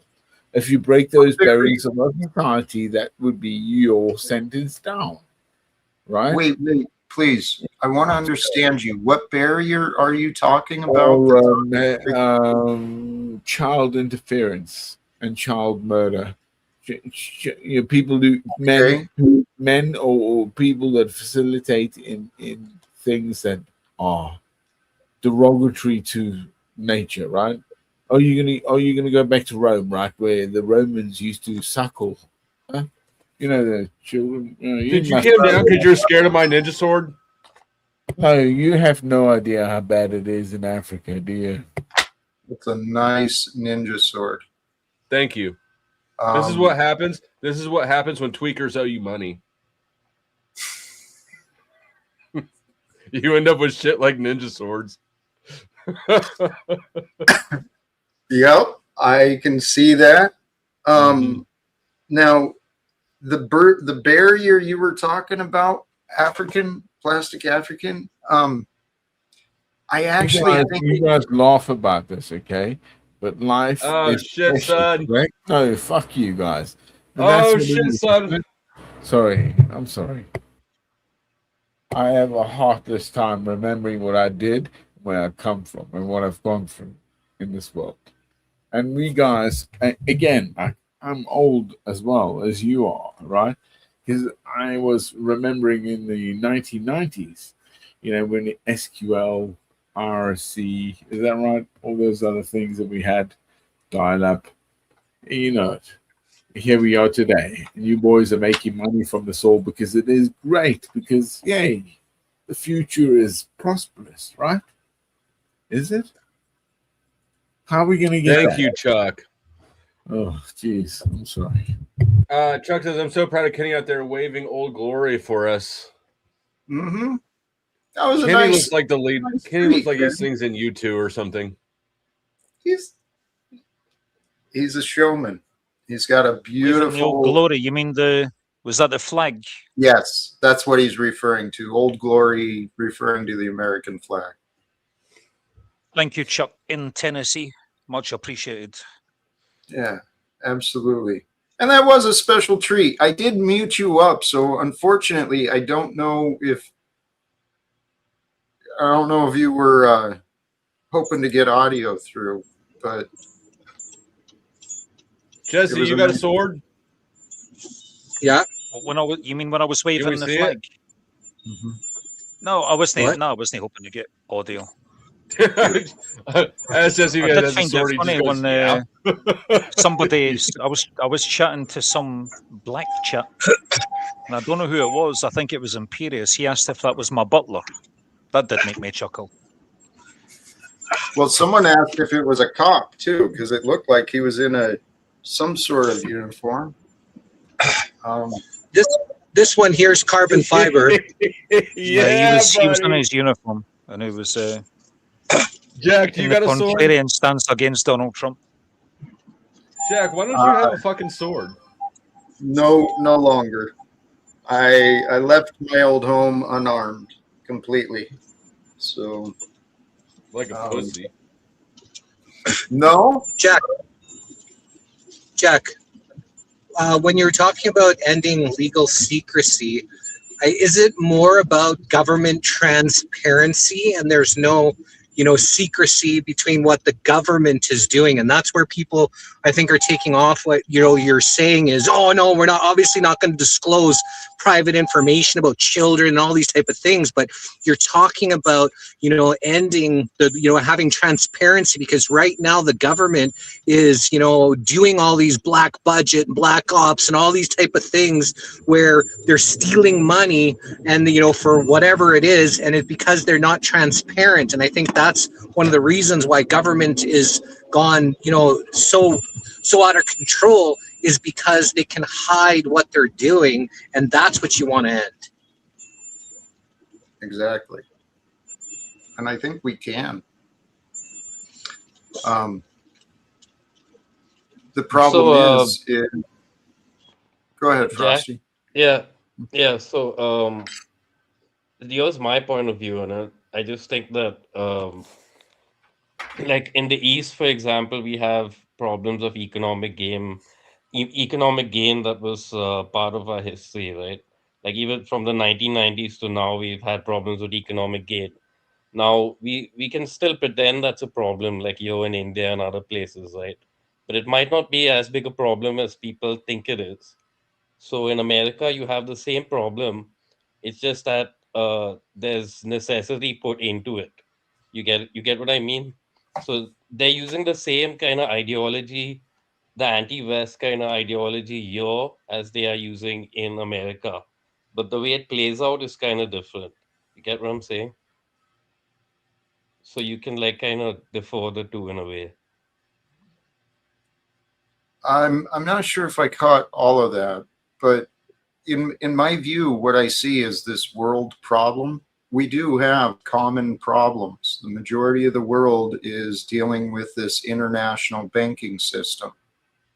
And it's been supported by the lawmakers of England and America and wherever else they support it. But the idea of having to earn, it's a man-made concept, right? Because if we walk with grace and honesty and goodness, this world is here to provide prosperity, not just survival, not just a living. We're here to grow into abundance of knowledge, abundance of love, abundance of life.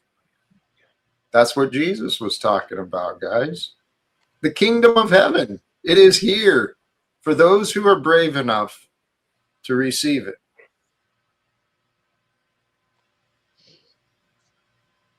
And there is a shift happening, guys.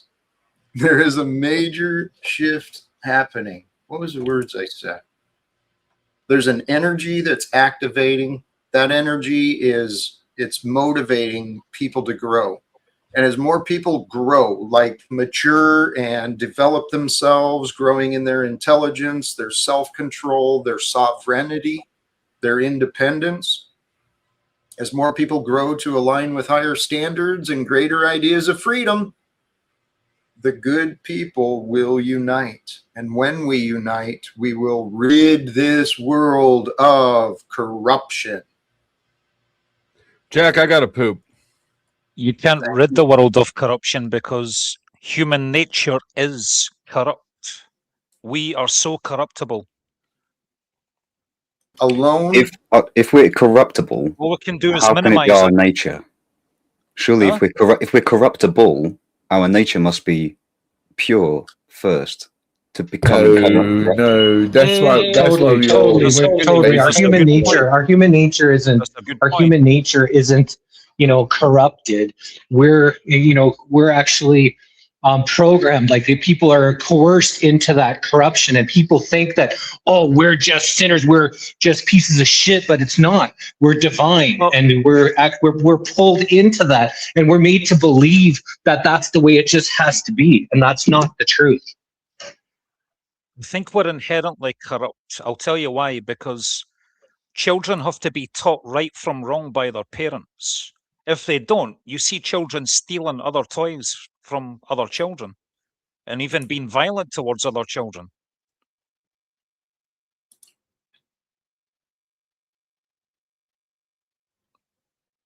It's a good point, but I disagree with you because I think if a child was left to his devices and they did those things, they would learn, oh, actually, that makes me feel shit and I don't want to do that to somebody else.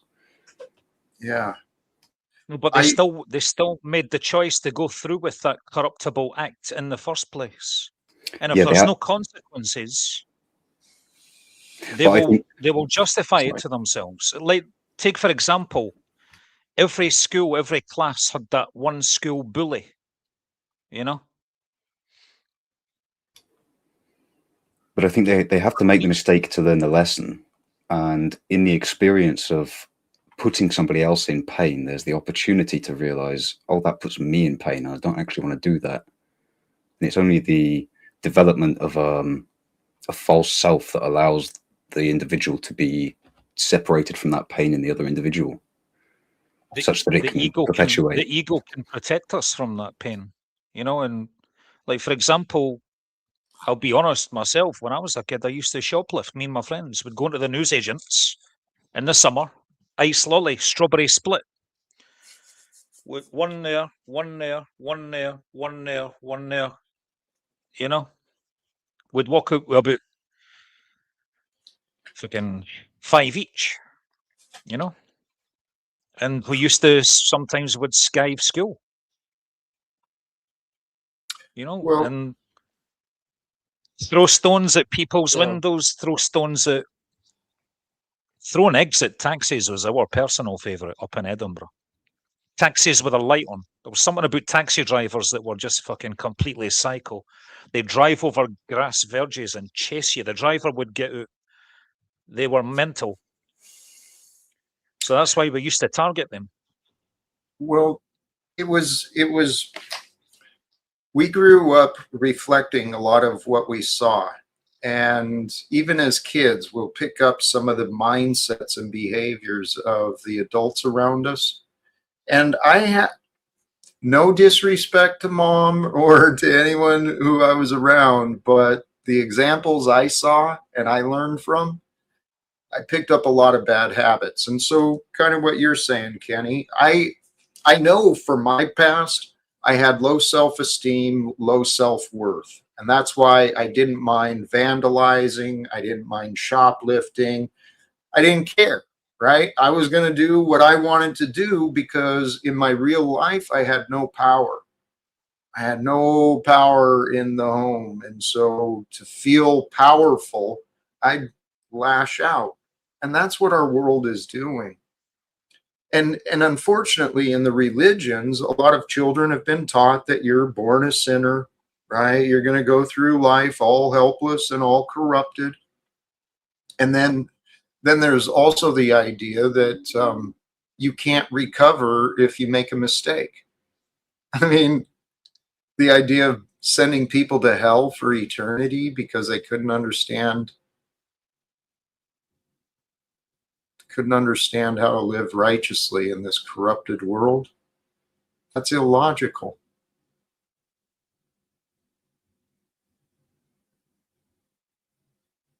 I have faith. The future, guys, when we truly live with compassion and honesty authentically as a species, working together to end the theatrics of politics, overcoming the divisions of borders and cultures, recognizing that this earth we've been given, this life, it's a pretty special gift. You sound like John Lennon, Jack. I've heard that. He was a man of peace. So thank you. Sounds very idealized though, you know, but is it practical in the real world? I believe it is, Kenny. I truly, truly believe it is. And I believe that we are at the time. If there's any time to create a better future, it's right now. Because in the age of technology, there's so many answers. People can heal. And as more people heal the inner bitterness and the insecurities, and we start uniting together to strengthen one another, those who had the power of the past, they'll know the So change. let me tell you what I think would happen if you were to just get rid of borders. Now, first you have to go back in history and remember how borders were established. And borders were established when the two neighbouring countries went to war. And the war got so bad that they both wanted it to stop. So then they'd sign a peace deal. And then they'd agree on the borderline.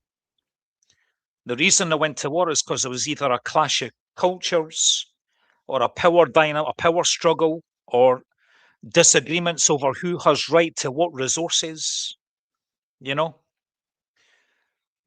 Who centralizes what we agree on and how we agree? That's where democracy in politics kind of becomes useful, because when it's decentralized and localized, then you have the people who live in that area electing a representative to make deals, make policy, make law. And if the people don't agree with it, then they can just vote in somebody else. So let's say, take your home, for example, that you're in now. Your walls, that's your security. One second, I'm just taking a call. Darling, I'm on a podcast. Can I call you back in like 5 minutes? Yeah? Okay. See ya. Hi, sorry. Yeah, right. So your home, let's say that didn't exist and anybody outside could just come in and sit on your sofa and watch your TV. So the borders of countries is like the microcosm of the borders of your home and your garden fence.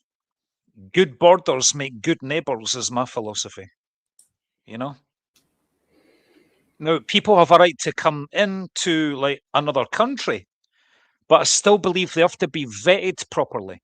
Because take what's happening to the United Kingdom and America that caused people like Donald Trump to get elected in the first place. The crime rate's going skyrocketing high. Disproportionate levels of sexual assaults per capita of different nationalities in the UK. That's already been proven and documented. So these are risks and dilemmas that we need to think about. There's an old saying, I can't remember who it was. Being compassionate to the guilty is cruel to the innocent. I think something along the lines. It could appear that way. It can. Yeah. We need to, for me, it's all about striking a healthy balance. The yin yang, you know, enough security, but like also enough compassion. And like, I see immigration as being like a slider. Yeah. So when we need immigration, because if we have a shortage of strawberry pickers, for example, in agriculture, then we'd slide the immigration bar along a bit so that there's just enough people in to fill in these gaps in the labour market. When it's getting too much, then we need to slide it back down a bit. Otherwise, you've got public services are overstretched, housing's overstretched, school classrooms are overstretched, the NHS, Kenny, people can't get doctor's appointments in good time. Kenny, the only reason the transport network's overstretched. Okay, I'm going to let you jump in. And then I'm going to go once I've listened to your point. I believe that if we work together with more honesty and integrity, we'd have plenty of resources to share. But in America especially, we cannot afford to create more billionaires. We'd have plenty for everybody if we didn't have governments protecting individual and corporate greed. It's reached levels that it can't continue, right? That's where I'm coming from, Kenny, honestly. My I was speculation. addressing the point that you made about getting rid of borders, but the economic thing, I'm in favour of tackling corporate greed and Sometimes it's also competitive envy kind of stems from, like, if you have like a large system of people who control lots of money, and below them you have like the general populace of people who have like some sort of national socialism or whatever you want to call it, like democratic socialism. So what happens is that there's competitive envy still, because it's not that competitive envy is going to end if you get rid of that system. It's just that it's going to lessen and become to the degree that people start living their own lives, at least, so that's what I think, at least. Yeah, I don't think communism and socialism and higher taxation is the answer to these problems, but I'm going to love yous and leave yous, and I need to make a phone call. It was lovely to chat with you. All right. You as well, brother. Thank you for swinging through. This comment, though, the first person to put up borders was the first person to put themselves in a prison. Then they were stuck. This is our land. We have to stay so no one else takes it. And then you can't leave. That is the downside to this idea. And I guess Kenny was focused on the borders. I took the conversation in a different direction, but I do still see them all connected, because we've developed our world we've got a worldwide commerce, right? Logistics and commercial trade. It is worldwide. And so the idea of having borders so that additional taxes can be assessed, come on now. That's not for our best interest. If I may pass comment on Kenny's thoughts. Please. I have this strong feeling that the reason we feel we need these external mechanized borders designed by politics is because we never learned to set healthy boundaries in ourselves. And if we had a culture of individuals who set healthy boundaries, then all of these external boundary mechanisms would be simply superfluous. Yes. I've recognized, I mean, as within, so without. If you look at the way that our identity, our ego is created, it's a mechanism to protect us, right? But it's a false illusion of protection. It actually causes us more limitations and more damage, our identity and our belief of who we are. But that's the exact same structure of our government. We've externalized this ego outside to create these rules and order for us. And it's just what you said, brother. The two go together. Maybe the dependence upon the system and the rules has created people are out of practice in creating their own boundaries. That's been a problem for me, for sure. Wow.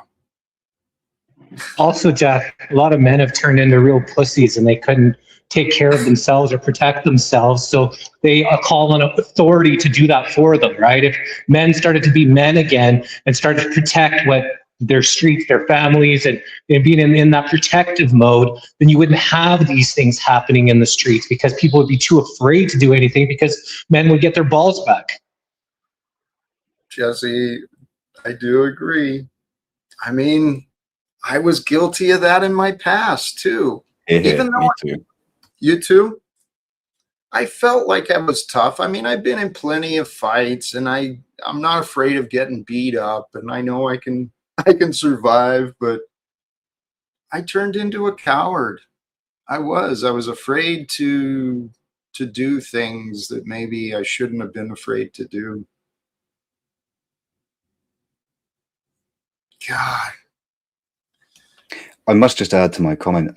I think the ego does get a bad rap, rightly so, because ego is what's causing all of these problems. But the ego is the ego, the eggshell that protects the essence within. So it's a very necessary component but it's when it's so rigid it becomes brittle. Yeah. There'll be people who take the exact opposite side and come at you with the idea that, you have we have all the propensities in a perfectly utopian world if it were to exist.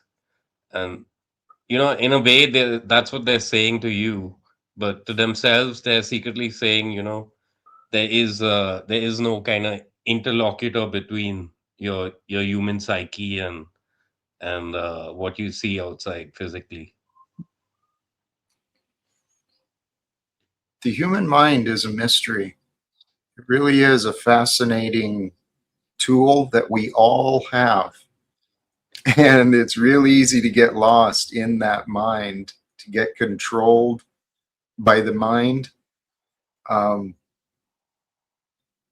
the answers are here.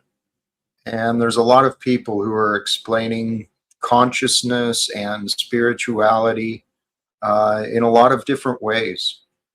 That's what helped me find a greater picture for myself, more faith in me, the ability to, well, to be at peace, to be without fear.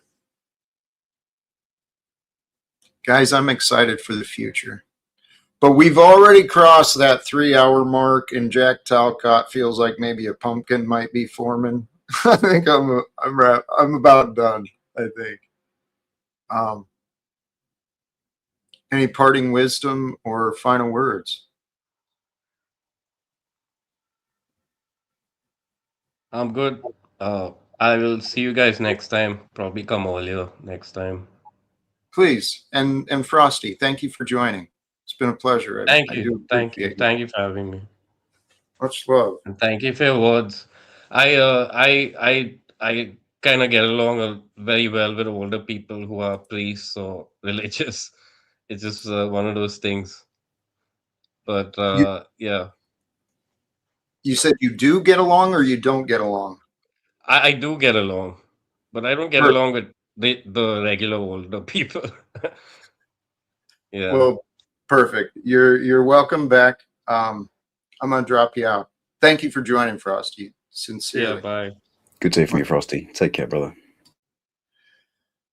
Jesse or Dirty Lowlife?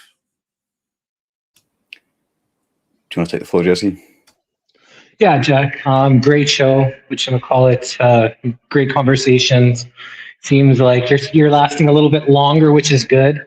I see that people really enjoy coming up and chatting and sharing whatever they want, but they have a hard time listening to you who's facilitating this. And whenever you have to speak, everybody's got to jump in and cut you off and stuff like that. And so it's fascinating to see that people enjoy the platform but don't respect you, the host of the platform, to be able to share his thoughts. And I think that's one of the main reasons why you're doing what you're doing, so you can share your thoughts. And it's a little bit ignorant when people are not even wanting to hear what you have to say. And when Yolanda came up, she didn't even have a chance to say anything. And I was going to mention to you, why don't you just put you and her, put everyone in the back? Hey, what would you like to say? Because so hard for her to get any words in with so much testosterone and male-dominated conversation. And so when someone does come up, especially when you have that feminine energy, throw everyone in the back and just say, hey, what do you want to? What do you think about all what's going on? And get that type of perspective without a whole bunch of people jumping in and cutting her off and cutting you off and needing to say what they say without actually listening. So I was going to mention something, and then you actually asked Yolanda, something and got her, to chat or whatever, right? So that was the only thing. Otherwise, you're doing a great job, brother. You know what, Jesse? Thank you for that feedback. And you're absolutely right. It's an area I can do better with, showing better respect for some of the respectful guests. And I keep learning. Jesse, you've been a great influence for me, and I love how you work. Much love. Awesome. Love you, man. We'll chat with you all later. Take care, Jesse. And my brother? Well, Jack, it's been a wonderful show. I'm not going to start espousing philosophy now because you're trying to wrap up, and I will go on for a while. So I'll just leave you with my love. Thanks again. Yes, the panel is wonderful. It's such a great space to be able to just be and share and experience, listen. Yeah, thank you. Hey, as much always. love. You as well. I sincerely, you were a newer addition, and you're certainly a welcome, truly welcome, positive addition here. I am but a recently reborn baby. I'm new to myself.